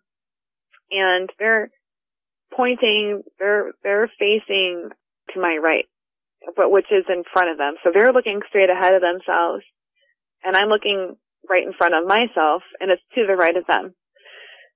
They only have like one flashlight, but JC's telling Bryce to not shine it at the forest where he is directing his calls, because he doesn't want to make anything that's bashful over there, you know, not want to make itself known. So I think that was his reasoning. And so he makes his calls and starts talking, and I'm looking over JD's shoulder, and sure enough, right behind this pine tree, it's really hard to gauge how tall things are from that far of a distance, but right behind this pine tree was a Bigfoot. And I could see it plain as day. Plain as day. Well, of course, through the night vision goggles, but there it was, right in front of us.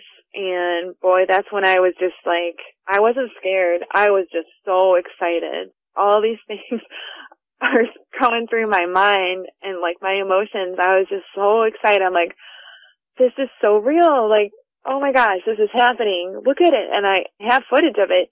I'm like, JD, you see that? You see that? It's right there. It's right there. Oh my God. And he's like, yeah. He's like, yep, definitely. And, he's pretty like mellow, even keel. He doesn't react very strongly. He kind of keeps everything, plays his cards close to the vest. So I'm just like, oh my gosh. And JC is like talking to it, and you can just kind of see it peek its head around the freaking pine tree and look at them and then go back. Because mind you, the Squatch has no idea that we're standing. It probably knows we're there, but it doesn't know that we have night vision goggles. So it thinks that we're just like, their naked eye has no idea. Because they're very shy, right? So it's peeking at them, and they're just standing there looking at it. And I'm just like going crazy. I'm just so happy. I'm just like, wow, this thing is so cool. Like, I'm like, this thing is nice. Like, this Sasquatch is just a nice guy. Like, in my mind, I just somehow like knew it. I could be wrong, but in my mind, I'm like, this is a nice guy, Sasquatch. Like, in my mind, it felt like he was a young guy. And it just felt like, it didn't feel like I was looking at an ape or anything either. It felt to me like I was looking at another person, kind of, in a way, like in a big way, actually. It felt like I was like looking at something like so unbelievable, like a scientific discovery, it's just amazing. And so JC tells Bryce to shine the flashlight at it, and that's when the Sasquatch changes its profile, so it makes itself thin to them. Like, you know what I mean? Like, at first it was standing straight head on to them, so it was facing them. And then when he shined the flashlight on it went behind the pine tree again, but it stood so its profile was towards them, so it made itself thin. So when it did that, we could see the whole backside of it, or maybe it was facing us, I can't tell from that distance, but we could see the whole body, like, as it was facing us. When we were looking at it before he shined the flashlight, we were looking at its profile until they shined the flashlight at it. Then it changed its profile to them, and we got the full brunt of its body. And the thing was thick. It was broad. And it was just this big, meaty, like, muscular, like, dude. Like, his head went into his shoulders, and it looked like his trapezoids were like, he didn't have a neck. He was all thick muscle and trapezoids going up to his head, is what his body looked like from that perspective. We were only able to look at it from that perspective for just a few moments, because then, well, I didn't see this, but, well, I saw some movement, but I didn't see them. But he's like, there's some movement to the right. Something else is coming in. There's more coming in. He's like, get out of there now. He didn't want them back there with more coming towards them. So that was pretty exciting too, knowing that there was more. There was more coming to that area. And I mean, it was just like, it was unbelievable. I don't even know how to convey. There's a little bit of fear, obviously, when you think about more coming in. And that's why JD didn't feel that it was safe to stick around, after there was more than one. So he's like, Dad, he's like, JC, get back here, so he called him in. And that's pretty much when, that whole experience ended. They were walking back, and then JD put the goggles down, and JC and Bryce walked back, and we were just all like, oh my gosh, that was so awesome. I'm like, I saw my first Sasquatch, oh my Lord, it was so freaking unreal. Like, it's real though, like, it's real. When you see something like that, even if you're a believer, even if you're a researcher like I am, when you finally see something like that, it's like, are my eyes seeing this? Yes, they are. Oh my goodness, that is amazing. So I was pretty excited, and JC was like, yep, I knew it, told you so. We were surrounded. He was like, they're out there, and he's like, they're over here, and the dogmen are over there, apparently, or whatever. So that was that, and while my adrenaline was high and I was all excited, I look at JD and I'm like, you want to head back over there now? He's like, yes. I'm thinking in the back of my mind, I'm like, what did I just get myself into? Yeah, let's do it. Like a strike while the iron's hot. So we tell everyone, we get ready. I put my gear on. I layer up because it's getting colder, and we get ready. We put our weapons in our holster, or I put my sidearm back on. And actually, you know what? JC told me never to take my sidearm off the whole time I was there, just because it's Boogeyman Land. I mean, there's just so much going on there. Obviously, like, he's like, I don't want anything happen to you. Like, he's like, that's my number one priority is your safety, Jane. He's like, I would never be able to live with myself ever if anything bad happened to you. He's like, that is not allowed, and that's not going to happen. So you always have that sidearm on. So, never took it off of me. You know, I even slept with it just like right there, you know, like right by my bed. So we're getting ready to go back in. And of course, like I said, there's excitement and nervousness and fear. And while the adrenaline's still coursing through my body, I'm just like, yeah, we got to do this. So we go back in there. We get in the car. And he's got the night vision. I filmed this experience, but I used JC's camcorder. Okay, so I've got the camcorder. He's got the goggles because he's like, Jane, I do not want to have the headlights on if I can't help it because I want to have them come out. You know, that's the whole idea, is to get something on film, right? I'm like, yes. He's like, okay then. He's like, I'm not going to use the headlights unless it's absolutely necessary. And he's doing this, like everything he's doing is like so regulated and trained. Like you can obviously tell he knows what he's doing because he's done this in high stakes situations where lives depend on it, type of thing. So we go into the forest and I've got the camcorder.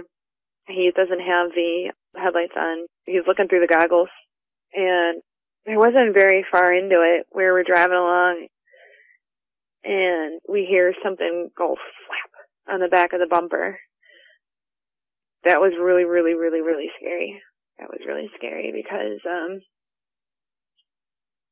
I just saw the Sasquatch, and I know this sounds like, how do you know for sure? But I know that it wasn't a Sasquatch.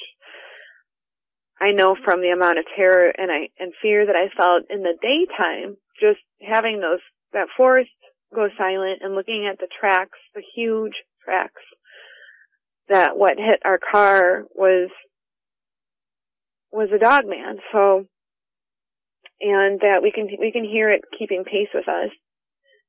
And it only, you know, in my mind, I'm like, well, why would it hit our car like that? Is it messing with us? It doesn't want to hurt us.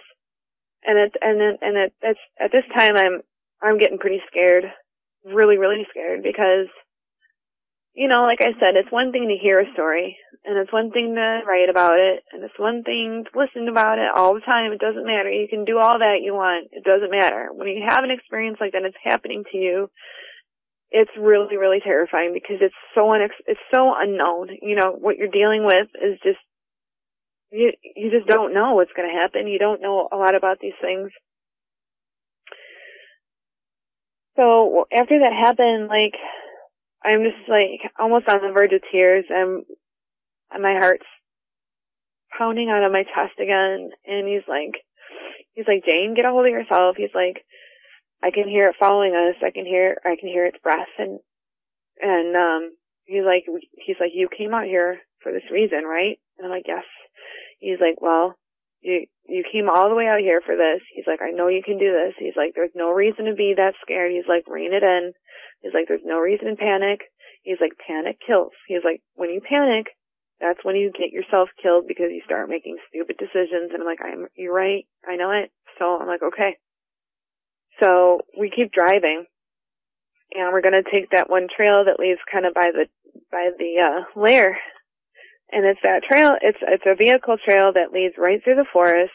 Like I said, it hadn't rained in days. The ground was hard. It was not soft. It was nothing. It's flat over there. When we got to the trail one of the trails that cut through the forest by the lair, all of a sudden while we were there this time, there was like at least 4 to 6 inches of water flooding it, rushing in from somewhere. That was just so weird. Like, where did the water come from? Why is it rushing like that?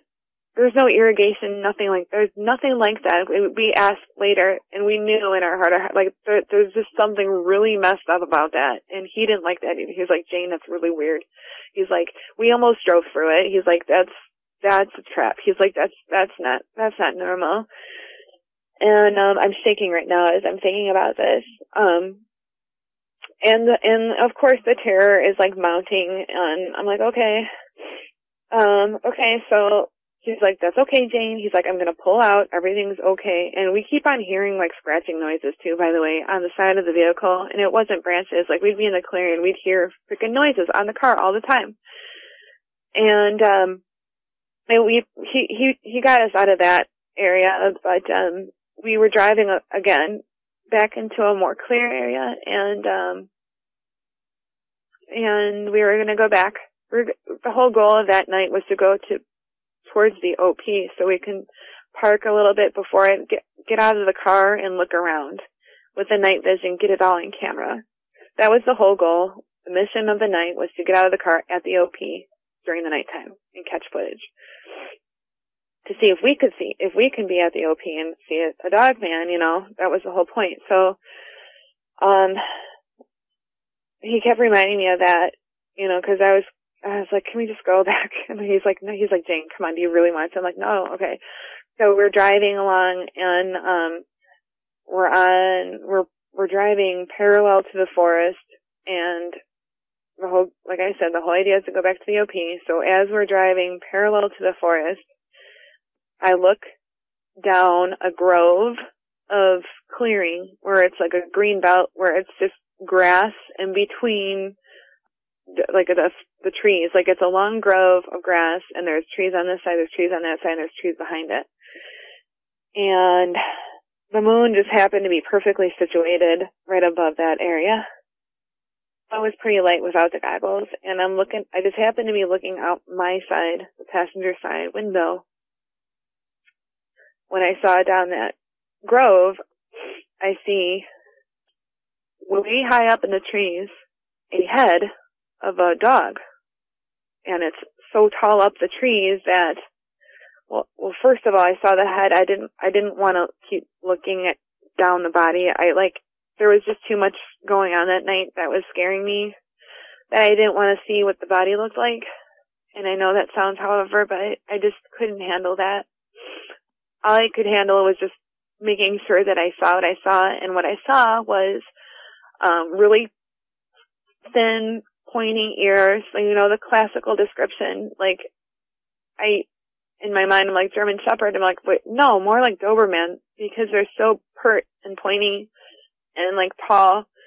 And the thing is, that head was really wide. And the fur, from what I can tell from the distance where I was black with silvery tips or something, silvery. And I could see it facing me, and just the top of its head, if that makes sense, illuminated from the moon. And I looked at it for a few seconds, but I couldn't look at it. I didn't want to see it. I did not want to see its body. I did not want to see it. That would be too much. Because all I could, plus, it was really dark too. And the thing that it was so tall. That was what bended my mind the most, was that it's so far up off the ground.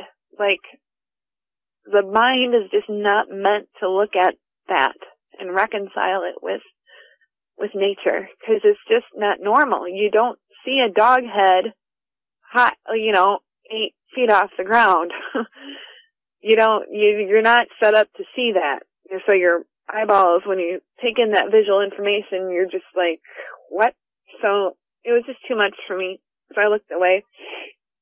And at this point, I don't know if I'm whimpering or but I'm like, John, I just saw one, and he's like, okay. He's like, okay, well, he's like, did it move? I'm like, no, I didn't want to look at it, JD. I didn't want to look at it. It was stationary. And I'm like, can we please just keep going? And he's like, well, we're going to keep with the mission, because it didn't move, it didn't advance on us, and it didn't threaten us. So we're going to try to complete our mission, Jane. And I'm like, okay, that's fine. And I'm just floating in some kind of I'm just going to do this. I'm determined, But I'm just the more that we keep going, the more in my mind, I'm like, I don't want to he can get out of the car if he wants. I'm like, but no, he can't leave me. He cannot get out of the car. I'm like, I don't want to get out of the car. In my mind, I'm like, if we get to the OP, I just want to stay in the vehicle and watch. I do not want to get out of the car with this thing that's right there. I would be insane. I have 2 little girls at home. That would be freaking crazy. So we're driving, and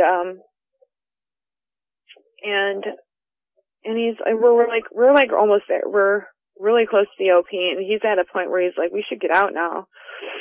And he's like, see, Jane, he's like, is anything bad happening now? And I'm like, no.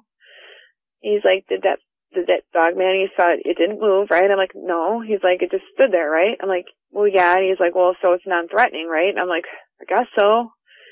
I'm like, it's really scary, JD. He's like, yeah, I know. He's like, but this is why you came out here. This is cutting edge, you know. This is the footage that you want. I'm like, I know. He's like, okay.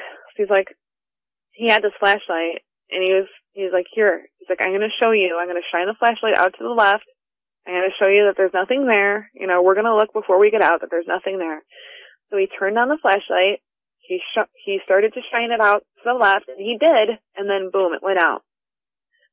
And then, by the way, I had my phone that was like 50-60% charged battery in the glove compartment too, just for an emergency, that I later found out was completely drained, and like so drained that it took like a few hours just for it to turn back on while it was plugged in. So, but anyway, like, so that happened, and he was like, okay. And, you know, I'm getting real scared again, real scared again. And I'm like, okay, I don't want to go out. He's like, okay, so after the flashlight thing happens, we look at each other and we're like, oh, that was weird. And then a few moments later, like, we hear a thud again on the car. And this time it was just, it was horrible because this time it was too much for him. He decided, you know, the car was still on. He decided to drive. And the car was still on, so he wanted to get out of there. And I'm really scared. And he's like, he pushes the accelerator down, and it doesn't work. He's pushing it down again and again and again, and it doesn't work. And in my mind, I'm like, well, you know, when these things happen, you know, when a person gets into a car accident, and I've been in a couple, like, things happen so quick, your brain is still able to process it and still try to, like, make reason of the sequence of events. So in my mind, even though all that stuff just took moments to happen, in my mind, I'm like, oh my gosh, the electricity system and everything is failing. So that must mean, like, the electricity system in the car is failing, and we're going to be stuck out here. It's trapping us. It's going to hurt us. And so that's going on in my mind, and he's trying to get out of there, and it's not letting us. But eventually, after like the fourth or fifth tap down, slammed down with his foot on the accelerator, he was able to drive. And like I said, we heard that flap again. It was really loud and hard, and it made the car move. And eventually he was able to drive away. And I'm really scared at this point. I'm just like thinking that I might die, you know, because I don't know why it would do something like that. And, you know, it was just so frightening. I didn't know what was going to happen next. It was the whole thing that made it so scary. And it was just helplessness, just complete loss of control of what's happening. So we were able to get out of there, and we had to go slow too on top of it. And we can tell something was following us and keeping pace with us. So we couldn't even go that fast because we didn't want to get stuck if there was mud or something. So we were driving slowly, and we eventually made it out of there. And when we were close enough to the house, you know, I tried to call JC, but obviously my phone was dead. His phone was dead too. And when we got close to the property, we saw that all of them were in JC's car, in his Jeep, I mean. And we saw the headlights facing us as we were approaching the property closer, and we all get out of our car.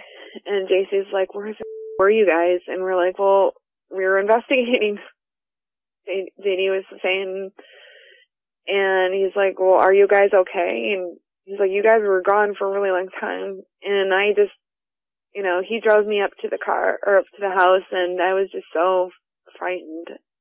I was just so scared. And I told everyone eventually what happened, and they could see how scared I was. And I think I was crying, or trying not to cry. I was trying to be tough and brave, and I guess I was, because, you know, other people would not set foot into that woods. But so I told them all, and well, they went. There was like a witch hunt after that. Like a couple hours, well, not even a couple hours. Like an hour later, everyone was in a truck ready to go back there and see what was going on. Like what was what terrified Jane that bad. They were kind of like, what the, but, that's pretty much my dogman encounter. I saw it, I saw the head. It was really, really tall. It was really high off the ground. There's no mistaking what I saw. It was a dog head. It was a big dog head. Was the dogman you saw bigger than the Sasquatch you saw? Yes. Yes, it was taller. It was much taller. I was looking for the night vision goggles when I saw the Squatch, and I did see it with my naked eye, too. I don't know if I mentioned that earlier. I know I did. It was a preliminary interview that we did, but when Bryce shone the flashlight at it, I was able to see it with my naked eye, too. And it was my impression that it was only about 6 feet tall to me. Like, it didn't seem that tall to Squatch. But the dog man, on the other hand, was huge. It was just huge. Absolutely. That was part of why it was so terrifying. It was just so, like, a Squatch is humanoid looking, and it was a humanoid size. Like, it was a normal size. But, that height was part of the thing that was so disturbing. Oh, I think almost anyone listening could understand why you'd be so upset about an experience like that. There was a Lakota man who wouldn't set foot in the woods where you saw that dog man. What can you tell us about him? That's an interesting story in of itself. He was in contact with JC for weeks before I even made it up there, and JC was telling me about this guy who was exiting a bad situation. He came from a lineage that came from medicine men, so he was able to access, in his own words, he said, the ancestor spirits, and they were guides that he had vast experience with the spiritual world, and he had these guides, his ancestral guides, like he interacts with them all the time with his prayers. He knows all the sacred prayers, he says, and, he walks in that path. And he was telling JC about how he was leaving the reservation where he was because someone, like, there's like 2 worlds in Native American culture as it pertains to what you would call magic or traditional medicine, or there is black magic that goes on, and that's where you get the shape-shifting and skinwalker aspect, because it's still alive and it's prevalent, sadly to say. I mean, it happens, and it's probably more common than people know. That being said, he was exiting a situation where he was attacked, because what happens a lot of times is if there's a bad medicine man, say, and he knows of a good medicine man coming to age or coming into his own, he's going to want to eliminate that threat before it even becomes much of a threat. So, like, it's not uncommon for people to die, for curses to be made, or people to be just straight up murdered in a normal way who are medicine men. So something happened to him where he had a wound on his arm that was caused by snakebite medicine, rattlesnake medicine, I think he called it. And so he was getting the heck out of there. He was telling JC all these things that, JC is not a fool. Like, before I ever started working with him, he vetted me. He made sure I was the real deal, that I wasn't some crackpot weirdo, because sometimes in this field you attract some, interesting types that are just a little bit off, So he vetted me and made sure I was, a nice, decent person. And this man who had been talking to him, he really did know his stuff. He had some real good insight. Real good. And JC would tell me some of the things he said, and I was impressed.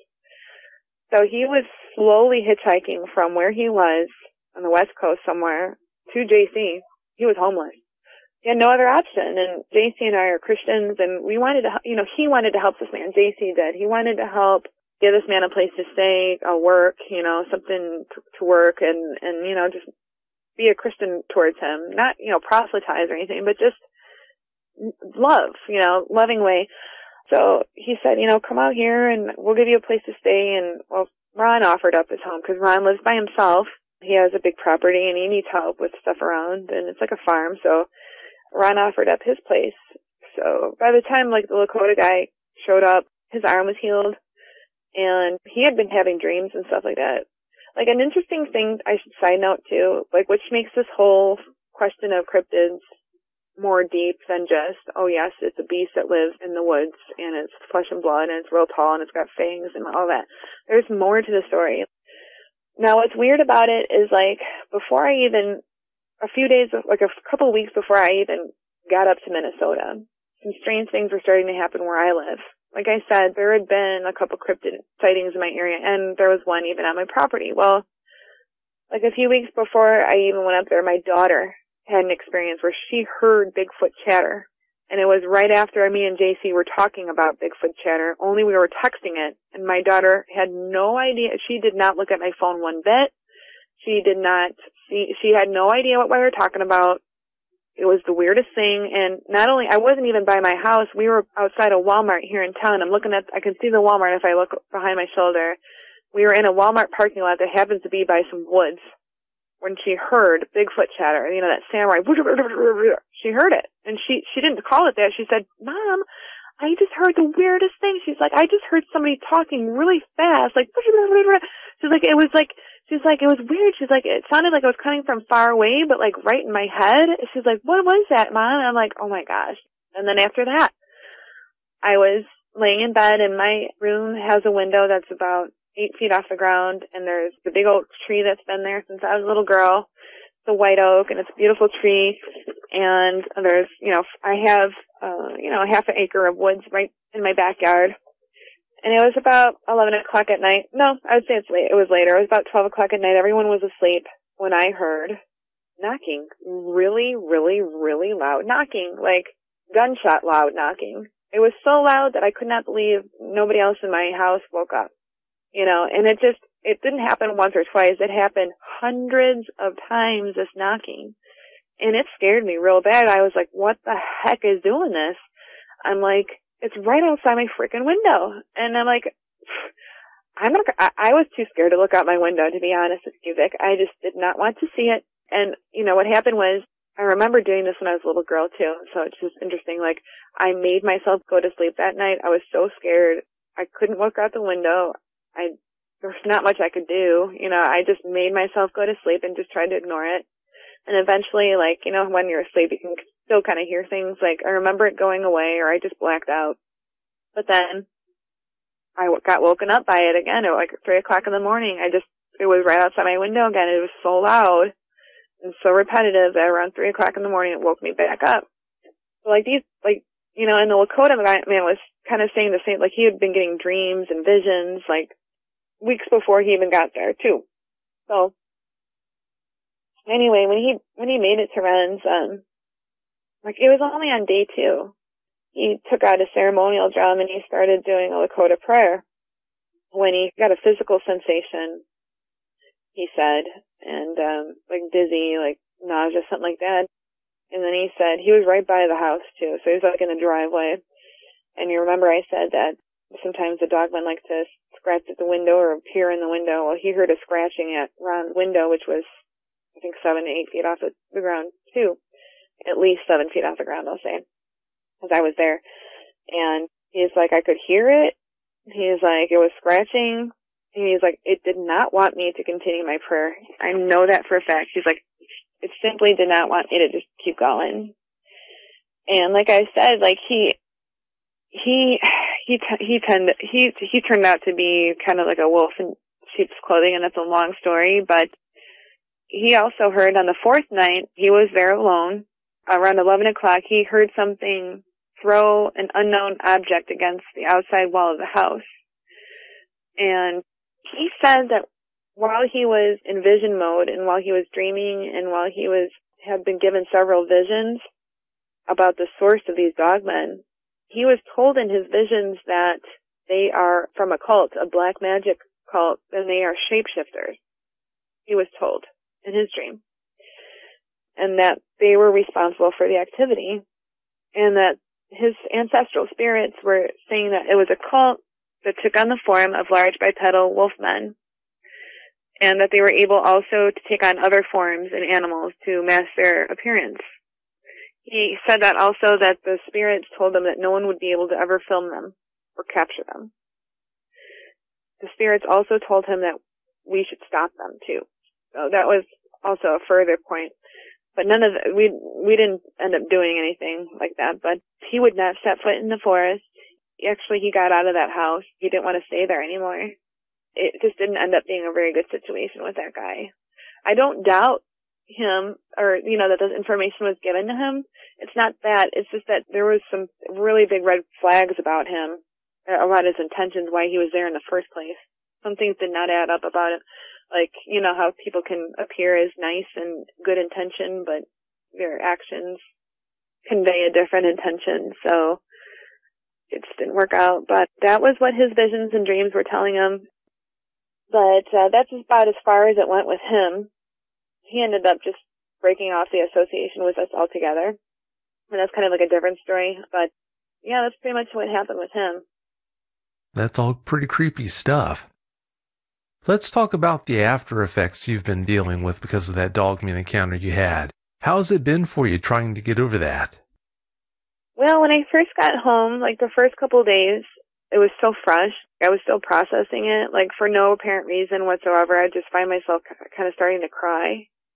Like I'd just gotten through something real terrible, you know what I mean? But at the same time, there was such a mixed feeling because I really just fell in love with JC's family. I just want to say this. They're just the most hospitable, loving, awesome people, friendly people, Christian people. Like they're just good people. And I really, really, really like them. And they just made me feel so welcome. So I had that going on. Like, and JC's son is awesome. Like just awesome people. I wish we lived closer because we would be hanging out all the time. And they're like family to me now, I was real super glad I was able to have that experience. And then on the other hand, like I had that horrifying experience and certain aspects of it were so terrifying that, like I said, I just kind of cried for no apparent reason, just processing it all. But on the same token, it's like I wouldn't change that. Like I'm glad, as crazy as that sounds, like I'm glad it happened. Like I went there for that reason, I went there to capture an experience, to have one, and I did that. I was able to do those things. I was proud of myself too because I was brave. I like to say that not everyone would be as brave as I was during that, even though I'm not the bravest, certainly, I I was shaking like a leaf and I was asking to get out of there. I'm not calling myself a hero or anything, not by any means at all, but, I guess somewhat. I mean, I was somewhat brave, I guess, to even go through it all. So at the end of the day, I'm glad I did it. The fact that you're able to hold it together and pull through that the way you did, that says a lot about you. Thanks. You're welcome. Because of all the thought you've been putting into your experience, you remembered a story a friend had shared with you when you were in the 6th grade. What did she have to tell you? Yes. This is a close friend of mine that she was kind of like me in that we would have little talks about kind of paranormal things, and we'd always tell each other kind of spooky stories before we went to bed, and her parents were kind of open-minded about that kind of thing a little bit more than other parents were.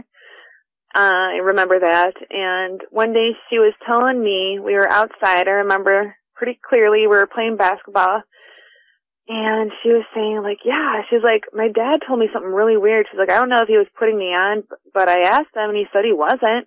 He said he didn't want me to go out at a certain night for a couple days, go outside at night for a couple days, X amount of time ago, and I don't think it was very long ago. She's like, maybe last year or something like that. She's like, yeah, 'cause he worked outside now, mind you. I remember him when he used to come home from work. He'd always be wearing an orange, day glow vest because he did something. I don't remember exactly what. Oh, I know what it was. He worked for the roads. That's what it was. All this is coming back to me now.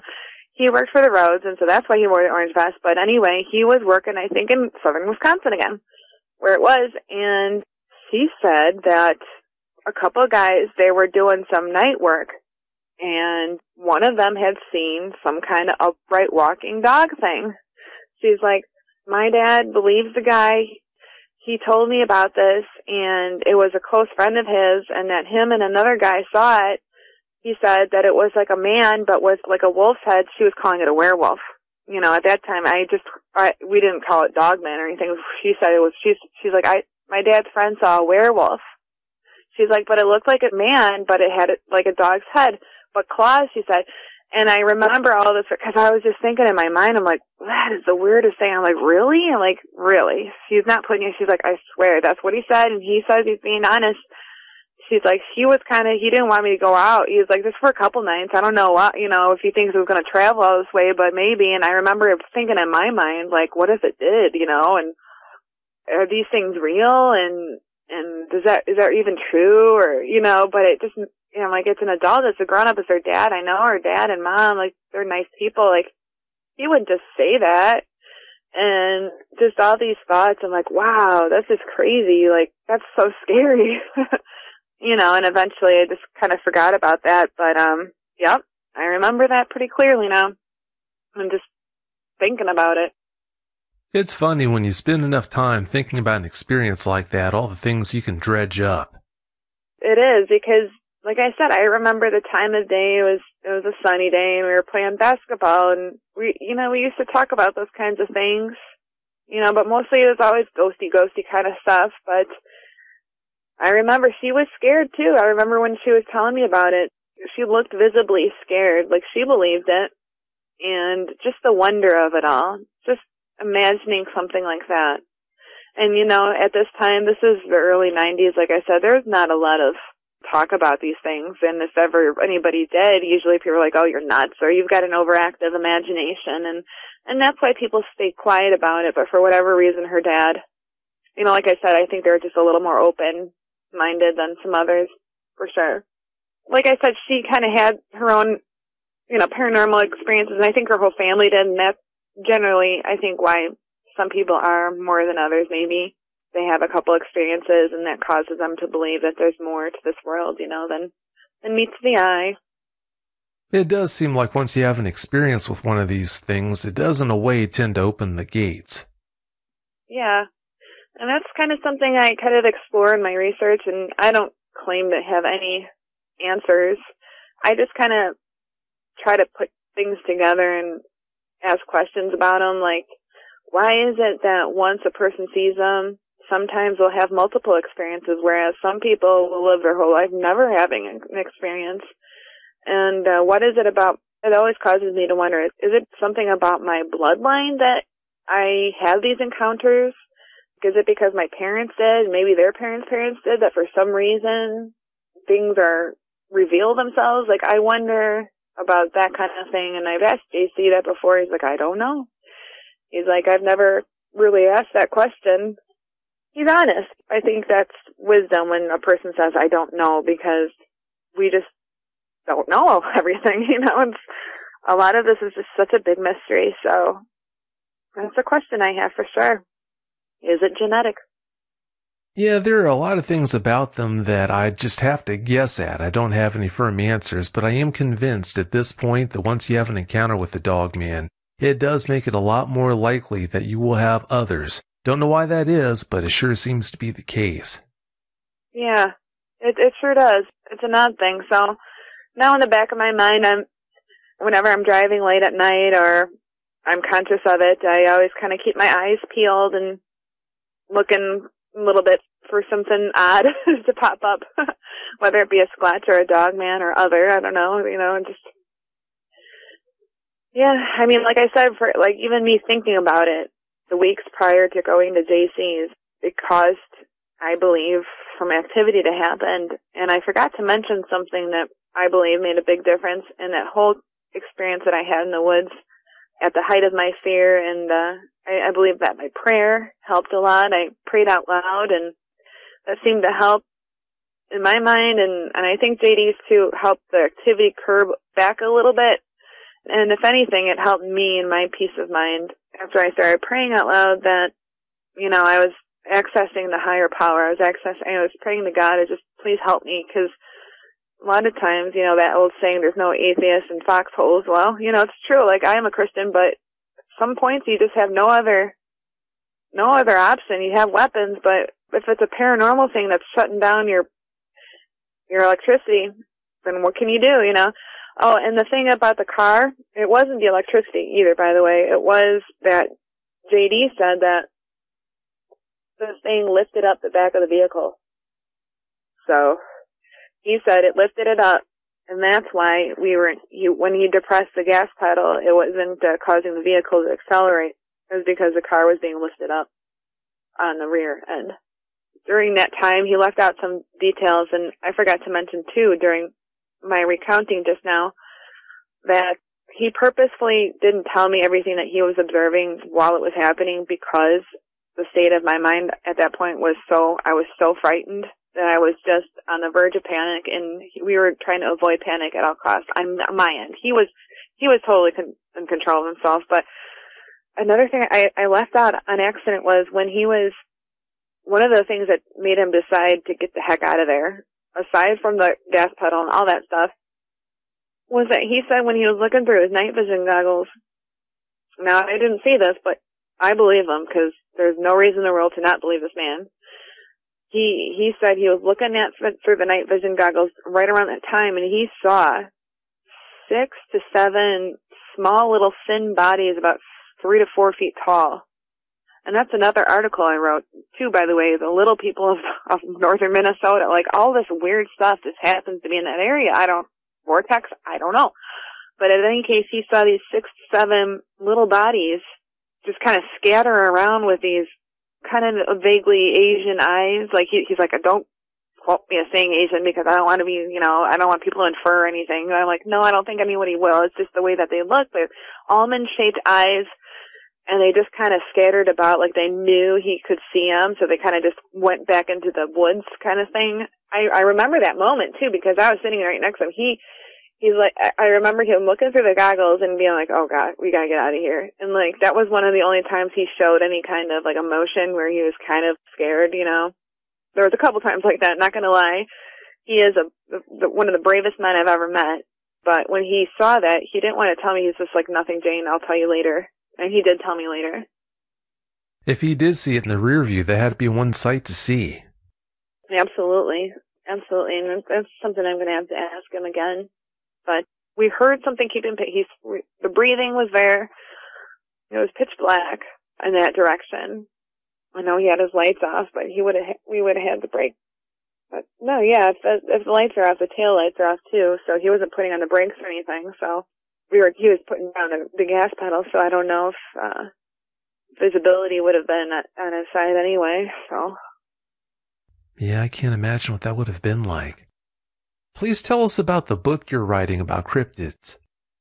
I was asked to write a book a few months ago, and it's weird because I had already started writing, and what I was writing already was, and the publisher was giving me the option to write about whatever I wanted to, which was nice. So I told him, I'm like, look, I'm already, coincidence, I already happen to be kind of putting some ideas together, and it's just, what I'm putting together here is just a collection of stories that I've been involved in, whether they're stories that happened to me over the course of my life. I'm 34 years old.